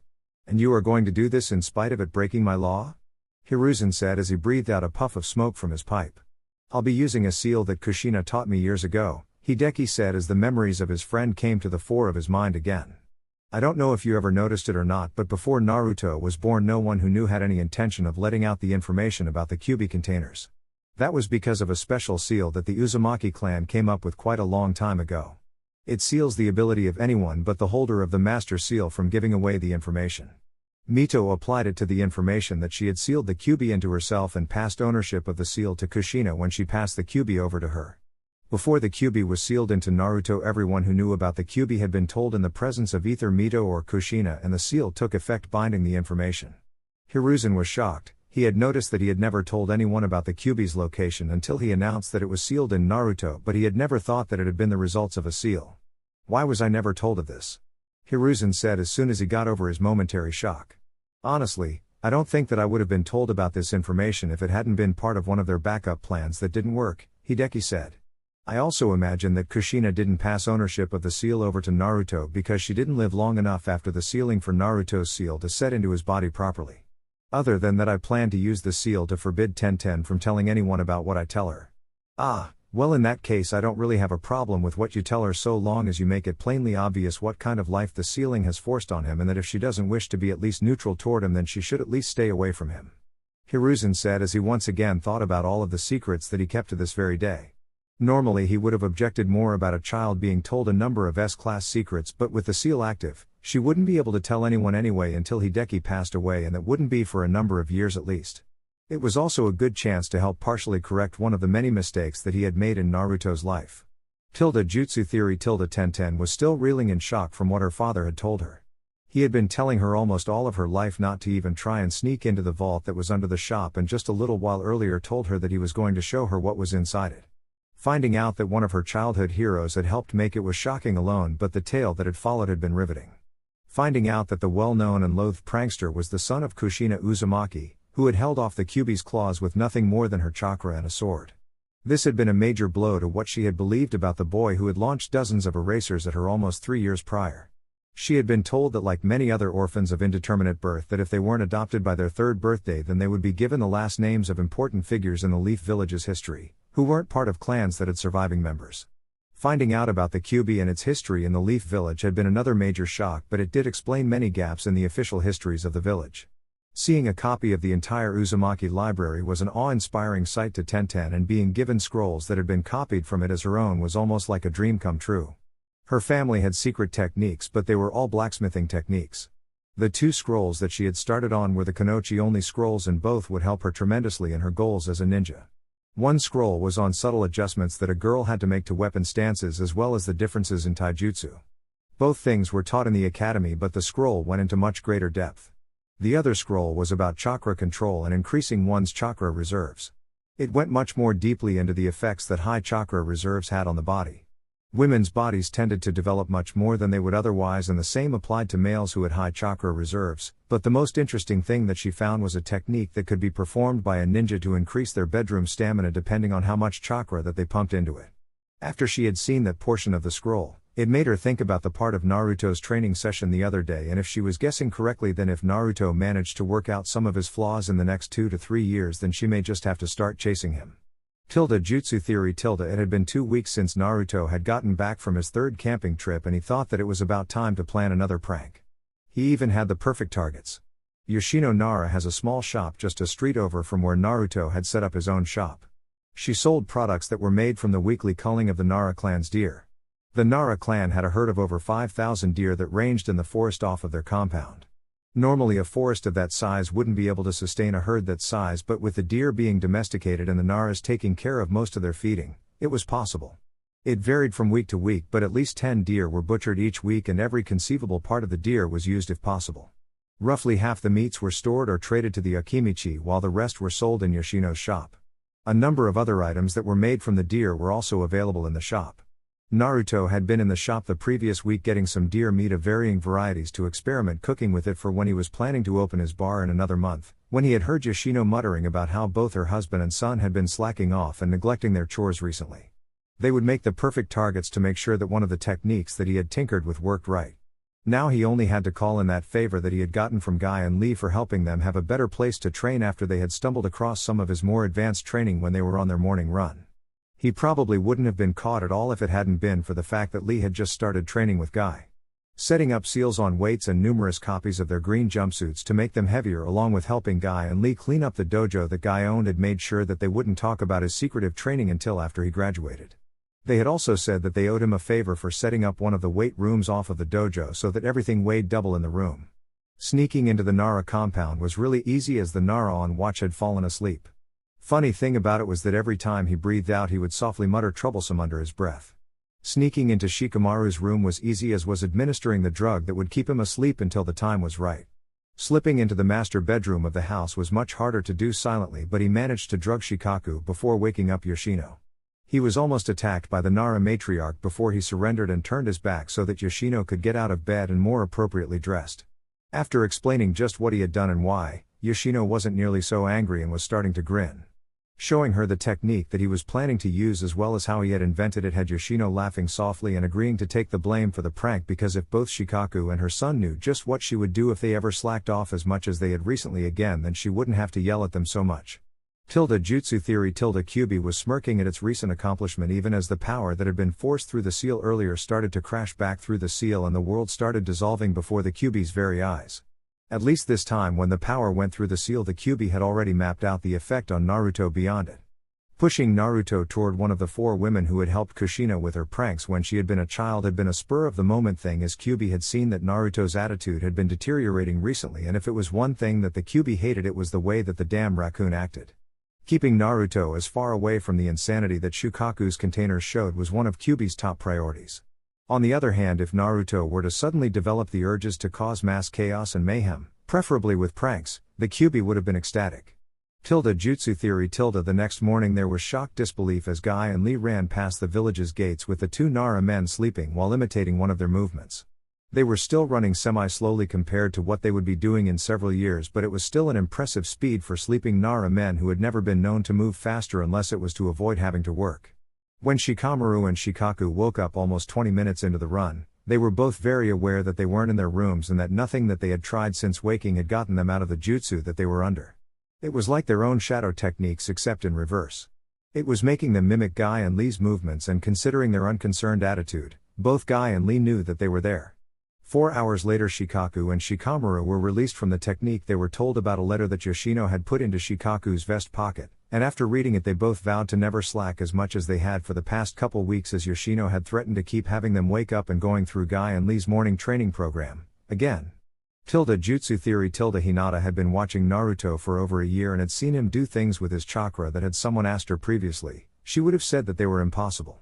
She still didn't know what had caused her to start watching him, but he was by far the most interesting among her classmates. He was the dead last goofball during class and at the academy. Yet, the first time that she had seen him training in the forest while she was searching for several semi-rare herbs for her hobby, he had been training at a level that exceeded the training that most jonin put themselves through constantly. She knew that all of the jonin in the village could defeat Naruto easily at this point, but he put many times the effort into his own training than any jonin that she knew of. In Hinata's short life she had endured many rigorous training sessions with many members of her clan, and yet none of them knew the true extent of her talent in taijutsu because she had no desire to inflict pain upon her family. Recently she had been made to start fighting against her sister because the elders were trying to figure out who was the worthier heir. As much as Hinata didn't want to, she was forced to fight her sister and she lost every time. It wasn't that Hinata was weak or unskilled in the juken, but rather that memory that would pop into her mind every time that she was faced with her sister. Her mother's final words to her were to not judge her father too harshly because he didn't deal with loss well, and to make sure that her father and sister were taken care of. After those words she had been ushered out of the hospital room, and it had been the last time that she had seen her mother alive. After that she had taken to spending a great deal of time in her mother's favorite garden in the Hyuga compound, going over every aspect of the juken that she could get her hands on. She had mastered every aspect of the juken by the time that she had entered the academy, but hadn't shown anyone within the clan because she couldn't bring herself to use it on anyone in the clan. The only part of the juken that were lacking for her were the fact that her body type even then wasn't quite right for the style, as well as the fact that she didn't have the chakra reserves to use the full style yet. One good example of this is the fact that she could do the 8 trigrams palm rotation, but it wouldn't block very much right now because she didn't have the chakra to use it fully. After seeing Naruto experimenting with all of those jutsu that he seemed to make from scratch though, Hinata had started to play around with the juken some and had discovered a few things about the style that she hadn't been able to find in the family's main library. Some of the ways that she had come up with to manipulate the juken might be in the private main branch library, but only her father as the clan head or the elders as a whole could grant access to that library. Jutsu theory. Guy wasn't what most people thought of when they were looking for the ideal shinobi, and Guy could understand that. He wondered about himself sometimes, but then he saved his most profound thoughts for when he was doing his most strenuous training. When most people, though of doing many thousands of exercises, they saw a physically daunting task, But for Guy, those times were the times that he did his most profound thinking. As his body became more and more exhausted, he could no longer hide the truths of the world around him from himself. Guy didn't come from a ninja background and had been the dead last in his class. In fact, the only difference that he could think of between himself and Lee was the fact that he could use chakra normally. Lee had a fair amount of chakra, but his body couldn't expel the chakra normally. Lee should eventually, with intensive effort and the help of a medic ninja, be able to do some jutsu, but he probably wouldn't ever be able to do more than a couple D-rank jutsu. Guy, though, had worked his way up through the ninja ranks through almost entirely his own effort. When he had first become a Jonin, he had searched out the strongest ninja around his age that he could find, and that had been Kakashi, who had just recently become a Jonin. That had been the start of the challenges that Guy would yell out at Kakashi all of the time. Due to the hectic schedules that had happened over the years, they were only just over 120 victories apiece currently. Guy was the current taijutsu master of the Leaf, and as strange as it sounded, the title wasn't just a boast. While Guy only practiced the Iron Fist style, he knew over 100 various styles of taijutsu that he had seen and helped others with over the years. While Lee was learning the Iron Fist from him, Guy was happiest that they had run across Naruto that one morning and seen more of his training program than he normally allowed others to see. Guy had been more than happy to keep Naruto's training secret after he had gotten an explanation about why he was doing it. Jutsu theory. Naruto still wasn't quite sure what to think about several people finding out about his secret training, let alone what he had been thinking when he had revealed a small amount of what he knew to Yoshino Nara. But he did know that those connections had helped him in very strange ways. Since he had helped the Nara matriarch prank her husband and son, she had been finding him at least once a week to check up on him. The times that she didn't come, one of her friends had. The Akimichi and Yamanaka matriarchs were even better friends than their husbands were, and, after hearing just what Naruto had done for their friend Yoshino, had decided that Yoshino's plan to check up on him roughly once a week was an appropriate repayment. Besides, Naruto was a little ball of energy unlike any of their children except possibly Ino, and for two of the matriarchs that was a relief, as the habits that their children had picked up from their fathers sometimes got on their nerves. As for Guy and Lee finding out about his training, Naruto knew that neither one of them would tell anyone until after he gave them permission, or until they knew anyway, as they had promised him on their youthfulness. Since Guy had found out about his secret self-training, he had been helping refine Naruto's taijutsu. Guy had said that for the help that Naruto was providing in Lee's training, it was the least that he could do. Now, if only Guy could remember just where he had seen the two styles of taijutsu that he saw Naruto using before. He had told Naruto when he had first seen the katas that the styles were familiar, but he couldn't place them. Then again, Naruto shouldn't have been surprised, as he had been practicing katas that he had seen in his dreams recently. The katas were being performed by a blonde-haired man and a red-haired woman. Both of the figures seemed familiar, but he couldn't place them. He also sometimes saw the red-haired women running through sword katas with a bokken similar to his own, that included the ones that he had been practicing from the scroll that he had been given a couple years previously. Jutsu theory. Kyubi had been contemplating a number of Naruto's memories recently because he had found out almost by accident about the fate of the Uchiha clan. If his guess was right, then there were anywhere from 2 to 4 Uchiha left in the world, along with those few that had implanted Sharingan eyes. Kyubi could never be quite sure just why anyone would want to insert those pieces of filth into themselves. The eyes themselves carried a huge number of drawbacks that even most of the Uchiha didn't know about. Probably the biggest drawback to the eyes was that they pumped too much information into the brain, and that was the cause of the madness and lust for power in the Uchiha clan. The next biggest was the fact that every Uchiha carried a fragment of the 10 Tails chakra in their eyes. That was why so few Uchiha could activate the Sharingan except when they were in life or death battles. The Jubai's chakra fed on the negative emotions and strengthened itself. Kyubi had in fact found out about the Uchiha's fate some time ago and was only now thinking about the implications, because after he found out about it, he had thrown a party in Naruto's mind and had used his chakra to temporarily change his surroundings within his cage. He had even created a disco ball. That was the reason why he had only just recently started thinking about the implications of their deaths. On another note, Kyubi had also set up a loop into the memories that played out in Naruto's dreams and had set them up so that he would continuously see the times that his parents had practiced taijutsu together, as Kyubi felt the need to see if he could teach Naruto something, even if it was indirectly from his mother's memories. He had chosen taijutsu because it should be relatively easy to write off as a fluke if he did learn it, and with some help of the one-odd green-clothed man, Naruto had been learning it. He wasn't quite sure just what his next move was going to be, but he hoped that whenever he figured it out that it would bring some amusing reactions that he could witness through Naruto's eyes. Although just how he had manifested a version of himself that was in green spandex with a bowl cut was a mystery. Jutsu theory. Naruto had opened the bar that he had bought about 2 weeks previously, and already a fair number of ninja frequented the bar. The furniture had survived the first couple incidents that had come up between several of the ninja that were trying the bar for the first time. Naruto's greatest success though with the bar was that the table closest to the kitchen was auctioned off every night, and he generally made a good bit off of it as that was the table that he sent his food experiments that had passed his clones tests to. Some of the recipes that he had come up with for that table had been tremendously good while others had been mediocre at best. At least one Akimichi always managed to secure a seat at that table after the third night that Naruto had auctioned it off.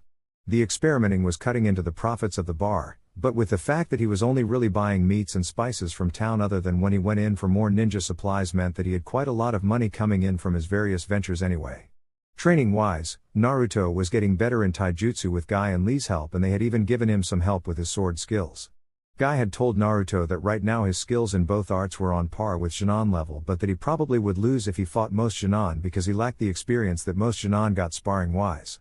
Naruto was privately sure that if he added some of his more impressive attacks that he would be able to beat most Shin'an enemies. Maybe, easily if he spammed the area with shadow clones and launched a huge number of attacks toward his opponent from all sides. Just seeing some of Guy's speed told Naruto that most enemies with even Chunin level speed would be able to dodge that tactic with the speed that most of his current ranged techniques fired at. Guy even gave a demonstration of just what was considered average speed for each level of ninja. Not all ninja of those ranks had the speed to match their rank, but what he was showing was the average. Getting the assessment from Guy on just his taijutsu and kenjutsu had oddly showed a great number of flaws in the way that Naruto was going about his training. As with enough speed, enemies could evade any of his attacks, and if Guy's demonstration of the different levels of speed was correct, then most of Naruto's battle-ready techniques would be too slow to use in combat against any enemy of Chunin level of speed or higher. Jutsu theory. The next 6 months saw Naruto's training being focused on increasing his taijutsu and kenjutsu with some speed training thrown in. Of course, that was only his actual body along with a number of clones. He also regularly kept clones working on sealing with the help of the books that he was given after his last stop for ninja supplies by Hideki. He hadn't even gotten around to checking himself for seals like one of the books instructed. As Hideki had said, the books that he had been given were filling in the gaps in his basic knowledge on sealing. He still had a great number of clones working on chakra control with every exercise that he could find or come up with. The clones that had been working on creating jutsu were now focusing on speeding up the current jutsu he had already come up with, as well as working through variants of the techniques to see what would happen now that his control was somewhat better. Business-wise, his apartment buildings were all filled with tenants, and other than his weekly checks to make sure that nothing needed to be fixed, were running without problem with minimal interference. His produce store was still making a tremendous profit, with the Akimichi coming in every Friday and cleaning out his entire stock. He had started closing the store on weekends to restock the store. The bar was doing very well, and as Naruto had clones constantly experimenting and adding to the number of drinks that he had available, it had become something of a hotspot for some of the villagers and ninja. Hyashi Hyuga had been given a bottle of one of the better experimental wines that Naruto had made for the bar and had liked it well enough that he got several of the branch clan ninja to start trying the various unique drinks that were served in the bar and purchasing bottles of the better tasting ones for himself and the clan elders. The food side of the business was going well as Naruto had added a survey to the tables and let it be known that the identity that he had made up for his chef persona was working out a menu for a restaurant that he was planning on opening and using his friend's bar as a testing site. Jutsu theory. Finishing the scroll that he had been writing on, Danzo was greatly anticipating the things that Naruto would do with it. He had copied every chakra control exercise that he could find in his library into the scroll and even added his own thoughts about each exercise, about ways to make each exercise easier or harder so that it could benefit its owner more. Even if Hiruzen found out about him getting this scroll to Naruto, there was no way for him to complain about it because he had strictly limited himself to just control exercises, even if some of them were exotic. In the past there had been some Uzumaki who had been medical ninja with superb chakra control even with their large pools of chakra, and Danzo was hopeful that with the sheer number of exercises and variants that he was sending Naruto, that even if he didn't get up to medic level control, that he made it to somewhere around average control. If he could get even average control, then he would be able to become so much more than he was now. Turning to the letter that he had written to Naruto before he had started the scroll, he read it once again. Once your parents died to save something precious to me, and I know that there isn't anything that can be done with the way that things are now, but I hope that in your future that these help you on your quest to become Hokage. An old injury of mine is slowly killing me at this time, and I hope that with this I can repay what debt that I owe your parents. As for their identities, I cannot tell you, as for now their records are sealed because of their one-time positions of Anbu captains. If everything goes right, their records should be partially unsealed in the next 3 to 7 years.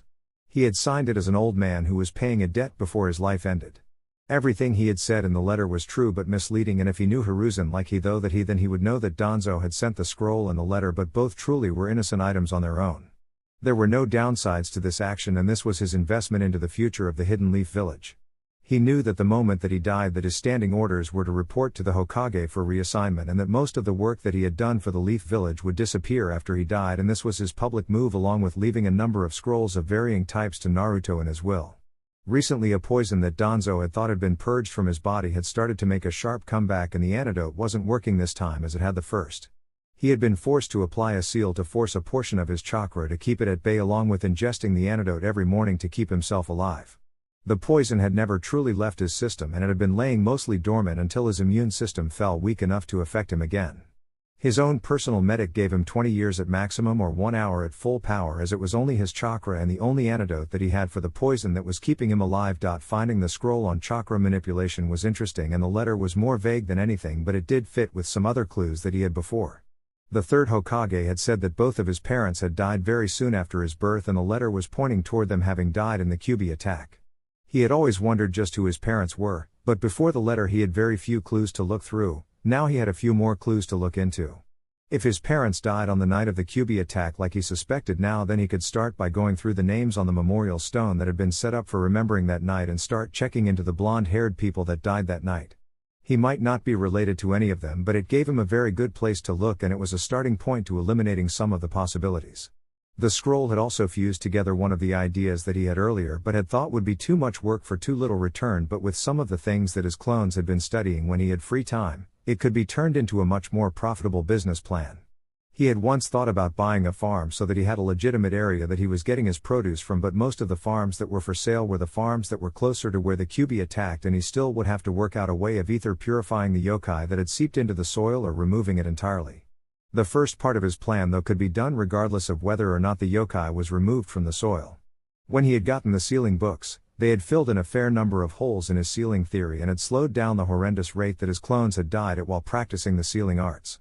His plan for the farm that he was going to purchase was to use one of the seals on it as he constructed a more private training area. Purchasing the farm under his Shin persona that owned his produce store raised some suspicions in the village until he mentioned that one of his acquaintances that provided him with his sealing crates wanted to do some experiments on an area that was saturated in yokai settled all of the rumors down. Using seals and a earth-moving jutsu that he had come up with, Naruto started moving the earth out of a hole that he started digging in one of the more secluded areas of the farm that he had bought. The seals used chakra to shift through the dirt and earth that was removed to pull out whatever they were attuned to, and causing it to fall into the bins that had been arrayed below the attraction seals for just that purpose. After all of the materials that Naruto deemed useful were extracted from the earth, it was placed into specialized boxes and another set of seals was used on it. One of the failures in his attempts to make a true gravity seal was inscribed onto the sides of the box, and once the 10 pounds of dirt and stone was deposited into the box, the clone in charge would move it out of the way for another just like it to take its place before carefully activating the seals on the box. There were several more pieces to the process, but essentially all of the dirt and rocks would be hyper-compressed into a fair-sized stone brick that would be moved to wall that some clones were starting to build. The attraction seals were set for every type of metal that he could get his hands on before he had started the project. The samples were from all over the place that he could get samples from, and allowed the seals to draw even the tiny amounts in the soil into the containers, along with repulsion seals for everything else other than what it was supposed to be picking up. It took him most of the morning to get a full bin of iron along with a 4-foot high and 10 feet long wall being built from his setup, but mostly that was to prove that it worked, and because the way that the seals separated the metals from the rocks required that it was a slow process. Now that it was a proven process, it was time to build several more of the metal extraction stations to speed the process up, along with assigning some clones to research and design the underground training facilities that he was going to build. Jutsu theory the bar in the village was turning out to be a fairly big profit maker. His sale of his own alcoholic concoctions had sped up to the point that he had to purchase one of the buildings next to his bar to keep up his business of it, and even now he was having to have clones work overtime in the new brewery that he had installed in the basement and back rooms of his new building to keep producing his more popular creations. Because of the popularity of some of his drinks, he had to stabilize the seal that aged the drinks so that he knew just how long the drinks had been aged for. The secret of how he was able to keep selling so much stock and yet keep coming up with more had gotten out already, as one of the accountants from the Hokage's office had already been investigating that very matter for tax purposes, and somehow someone had gotten a hold of his less than classified report. In all honesty, Naruto hadn't expected for so many of the secrets that he had created to last so long anyway, and in the report it just names the same fictional seal craftsman that supplied him with his crates for the produce store that slowed down the time that passes while the crates are sealed. An upside to the fact that it came out that he had someone who was specialized in commercial sealing did get him a number of requests to pass on to the person that he'd do his sealing for him.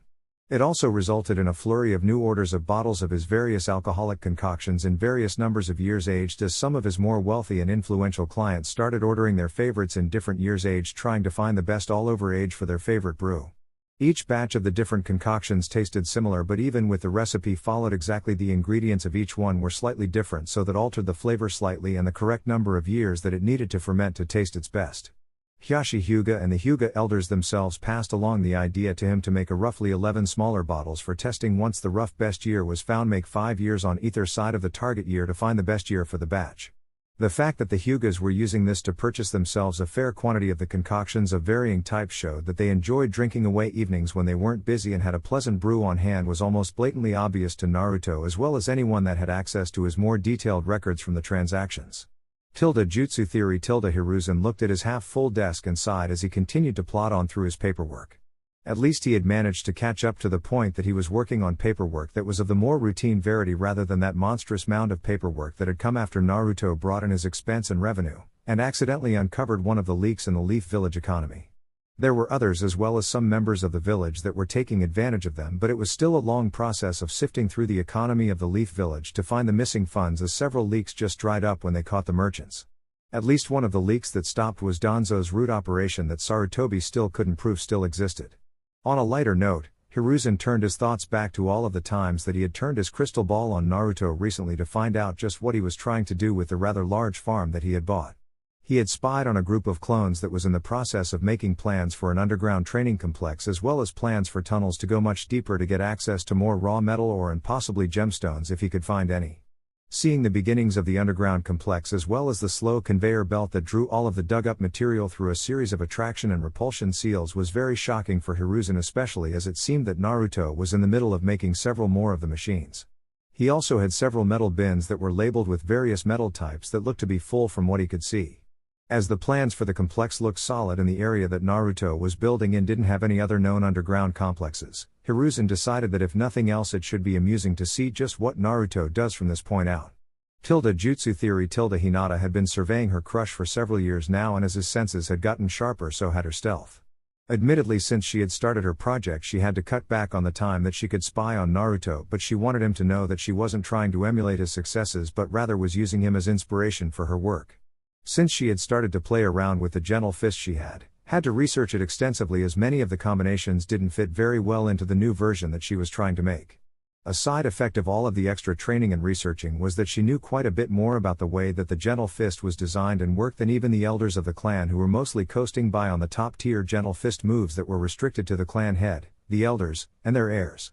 Hinata had been able to build the very bottom tier of the new gentle fist style that she was inventing because of the fact that most of them were variations of the traditional gentle fist arts and really only changed the order that the same targets were hit in, as well as some of the intermediary motions.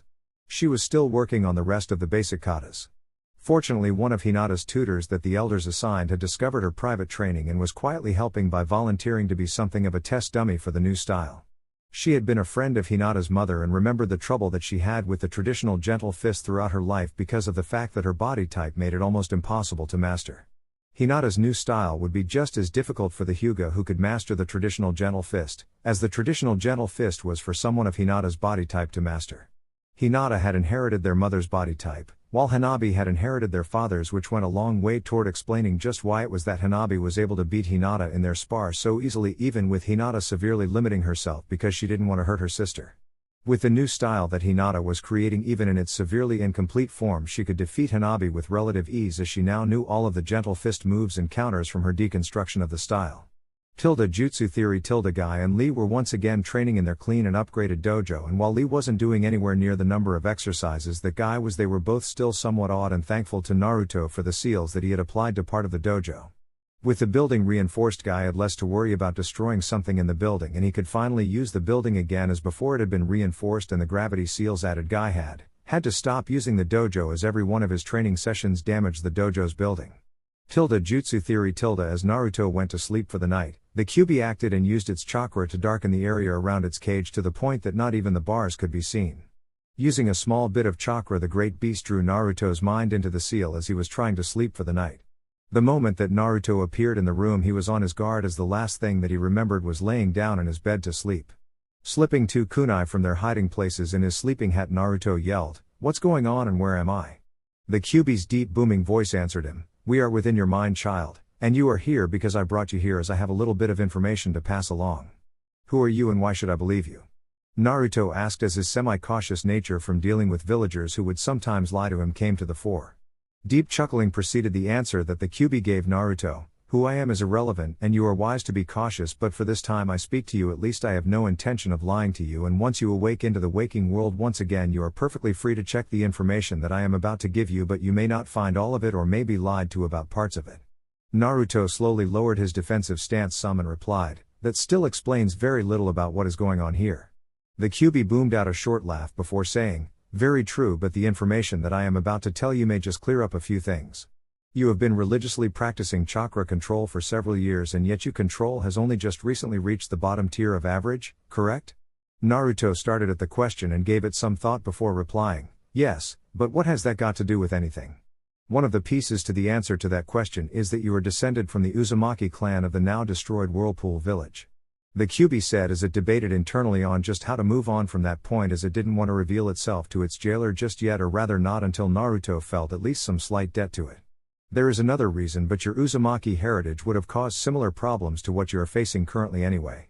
That other reason just sped up the timeline by a couple years is all. You have a condition that is known as chakra disbursement, and the condition only shows up in high-level ninja who have exceeded a certain amount of chakra in their bodies, normally. The condition is very low-key because so few ninja have to deal with it." "Why do only high-level ninja have to deal with it?" Naruto asked, with his stance relaxing just a bit more. "The condition isn't limited to high-level ninja alone, but weaker ninja have a much easier fix to the condition." The Kyuubi said in a slightly lower voice as it looked at its jailer from the darkness that its chakra had helped create. "Ninja with smaller chakra reserves tend to have periods where their chakra gets sluggish and becomes hard to channel when they don't exercise their chakra network regularly. Chakra disbursement is the same condition but with much larger reserves as well as much larger pathways. If the chakra isn't exercised regularly, then it hardens into a semi-solid state, disrupting the flow of the chakra in the body but never stopping it completely." "Is that what's wrong with my control?" Naruto asked as he slid the kunai back into his hat, as they didn't seem to be needed. "To be blunt, yes," the Kyuubi answered. "If you will turn around, you will find several tunnels that lead to and from this place. In this place, within your mind, those tunnels are a representation of the chakra pathways in your body, and the sluggish water flow beneath your feet is a representation of your chakra. Along those paths you will find what seems to be warm ice, that is the places that your chakra is solidified." Turning back to the darkness from where the voice originated, Naruto asked, "None of that explains just who you are and why you are helping me?" "You will know why I am here as well as who I am in due time, and as to why I am helping you, you could say that in a way that it is the world's biggest prank on someone else just by helping you a little bit," the Kyuubi said as it remembered the Uchiha that had ripped him from his former prison. "Now you have been told how a problem and have a partial solution, so I expect you to remove several of the hardened sections of your chakra tonight, and I will keep bringing you back to this place every night until your pathway are clear. To clear the hardened bits you just need to break them, and that will be easier if you channel chakra as you break them. Now leave me as I tire of your presence and you have ice to deal with." Naruto edged toward the tunnel's entrances and almost jumped back away from the tunnel when torches set into the walls burst into blue flame as he stepped into the previously darkened tunnel. The Kyuubi dampened the sound that could escape his cage and groaned as the subtle chakra that it had been expelling was finally violently rejected by the seal. It hadn't been until a week ago that it had even figured out the problem with Naruto's chakra, and even then it had taken most of that time to set up an easy way for Naruto to deal with the problem and to work out how to manipulate the seal to bring Naruto to the room. The seal hadn't actively interfered with the slight changes that it had made to the physical projection of the seal, most probably because he was attempting to help Naruto solve the problem on his own, but there had still been several severe migraines from the chakra backlash. Within the tunnels, Naruto wasn't having very much luck with the ice and was using his kunai to chip away at it, but even actively channeling his chakra into the kunai was only helping slightly, and as each bit of ice fell away from the main mass and fell into the water, it turned into water itself, and the flow of water around his feet would visibly speed for a moment as each piece of ice fell into it. Jutsu theory. He had worked at it for what seemed like hours before he was too exhausted to remove any more and had retreated to the room that he had started in. A small red flash lit the room and he found himself sprawled out on his bed as if he had been sleeping. Looking at the alarm clock next to his bed, Naruto was surprised that it showed that less than an hour had passed. Jutsu theory. The next morning after making his clones for his usual daily training, Naruto went to the Hokage's office and at first hesitantly began telling his story that seemed dreamlike now. After Naruto finished his tale, Hiruzen thought for a moment and then decided to have one of his more trusted medical ninjas check for the condition that Naruto had described and to have him do a complete physical workup while he was at it. Part of the process would also call for Naruto to be knocked out and that would allow him to check the seal. The chakra signature that Naruto was giving off was the same one that he gave off normally, but it couldn't hurt to check the seal and it was getting close to its yearly check anyway. Jutsu theory. After the results of the physical workup came in, Hiruzen slammed his head down on his desk hard enough to leave a dent. Pulling open his secret drawer and pulled out the files in it, he slid Kushina's medical history from the pile and checked her earliest entries from when she was just being inducted into the academy. Sure enough, within 2 weeks she had been treated for chakra disbursement, and the worst part of the report was that he had been the one to sign off on the treatment being added to her official medical records. The current report stated that the problem had been growing for quite a while and that it had to have started popping up shortly after his 4th birthday. The only bright side to the whole mess was that Naruto's seal was still ridiculously strong. As it was though Naruto was going to have to visit a medical ninja at least once a week until his coils had been fixed, and oddly enough from the notation in the report the Kyuubi may be helping Naruto with his condition as a small section of Naruto's pathways near the seal were free of the condition, and if Naruto had indeed learned the truth from Kyuubi it was going to keep putting him to work on it until it was solved. Hiruzen wasn't very comfortable with the idea of the Kyuubi speaking to Naruto yet, but from the story the Nine Tails wasn't attempting anything just yet other than helping Naruto for some reason. Jutsu theory. Danzo sat back at his desk within his hidden complex and went over the information that his carefully placed spying seal had allowed him to overhear and pondered its implications. The Kyuubi had spoken to Naruto but had remained hidden and had only provided information and a little help to solve a problem with his chakra coils. This information didn't fit with the rest of the information that he had managed to acquire about the Kyuubi, and if all of that information was wrong then it was a very good thing that all of his plans for Naruto had fallen through, because if what he now suspected was true then his plans would have only led to the Leaf Village's ruin. Several times when in his presence Kushina and Mito had both stated that every time that they had tried to communicate with the Kyuubi that they had been unable to get anything coherent out of it, and that all that they could sense was an overwhelming hatred and hear curses from the Kyuubi as if it was almost a wild animal bent almost entirely on destruction. Another possibility was the fact that aside from those times when Kushina and Mito had tried to communicate with the Kyuubi, their seal slowed the time within itself so much so that for the Kyuubi only roughly a year had passed from the time that it had been forced to fight the first Hokage and the time that it escaped Kushina's seal. To add to that information, Danzo realized suddenly, before Madara Uchiha had sought out the Nine Tails, it had been content to rest happily in its den in the Land of Iron, only exiting its den when shinobi attacked it to attempt to subdue it for their ninja village. It had caused a fair amount of destruction in that period of time, but it had always been humans that had instigated those situations in the quest for more power. Thinking it over for another moment, Danzo started looking through his personal library again and thinking about what kind of scrolls would be appropriate for when Naruto finished the academy. Jutsu theory. The treatment that he was given at the hospital every week was a rather unusual feeling to Naruto, as the medic ninja's chakra felt like it was causing his chakra coils to vibrate slightly. Combined with him destroying as much of the ice in his Mindscape every night and using quite a bit of chakra every day on his various projects, Naruto's control had increased to the point that it was above average for most chunin. In the end, it only took them until the end of the current academy year to finish out the treatments that should have taken much longer to fix simply because of how long they had been allowed to build. By this point, Naruto was sending a shadow clone to the academy for everything that he couldn't get out of, as he felt that he had more productive ways to spend his time. His academy grades were still just barely in the passing range from all of the answers that he had gotten wrong on purpose to keep the answers in line with his altered books and the lectures that his clones were actually allowed in. The only teacher that he even remotely liked was Iruka, and that had happened more by accident than anything, as they had run into one another at Ichiraku's ramen and Iruka had started asking some questions about his class work. The conversation had drifted off from there, but by the end of it Iruka was firmly Naruto's friend. Since that day in his 3rd year at the academy, Naruto would meet Iruka at Ichiraku's ramen and they would share a few bowls and discuss the academy and his studies. The businesses that Naruto had gotten over the years took up a fair bit of time, even with the shadow clones taking up a lot of the slack. The produce shop was the least difficult, as he had finally managed to build up enough stock that he only had to fill it up every other week. It had also had the side effect of improving some of his seals, as he had to increase the quality of the seals that he used on the crates that slowed the passage of time while they were closed. The apartment buildings had had a few minor problems come up, but most of those had been fixed by their tenants. The only major problem that had popped up at the apartments was that one of the apartments had caught fire, and while the seals that he had layered around the building stopped the fire from spreading, the things inside the apartment were almost a complete loss. The apartment had to be stripped down to its bare studs and the roof and floor ripped out and replaced, while luckily there was no real structural damage. His bar and selling alcohol on the side were both bringing in a tremendous amount of cash as he made most of his ingredients. By the time the end of his 4th year in the academy finished up, Naruto had figured out a way to drain away the Kyuubi's chakra that had lingered on the farm, but it had taken a while to slowly drain away the energy so that the natural energy in the area could recover to where it should have been. His underground training area had been completed for the most part, and there were some more areas that he felt that he should add to complete it, but it was already being used for its intended purpose.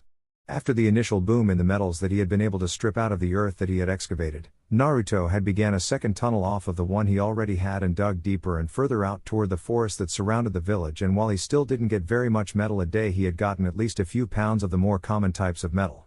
His digging had also unearthed a few small gemstones of a semi-precious nature. Jutsu theory Kyuubi sighed in relief. It had taken months and Naruto had to be helped to fix the problem, but the chakra disbursement had been fixed. Normally Kyuubi wouldn't have bothered to help fix the problem in Naruto's coils, but the blockages in Naruto's chakra flows were the reason that the seal was able to slam its chakra back into it so painfully.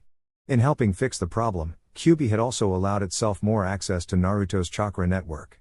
Why? With the better access to Naruto's chakra network, Kyuubi had already built up a small stash of information that it might be able to trade to Naruto later for some benefits. If the 5 basic chakra elements that ninja used, Kyuubi could trade Naruto the information on just how compatible he was with each element naturally.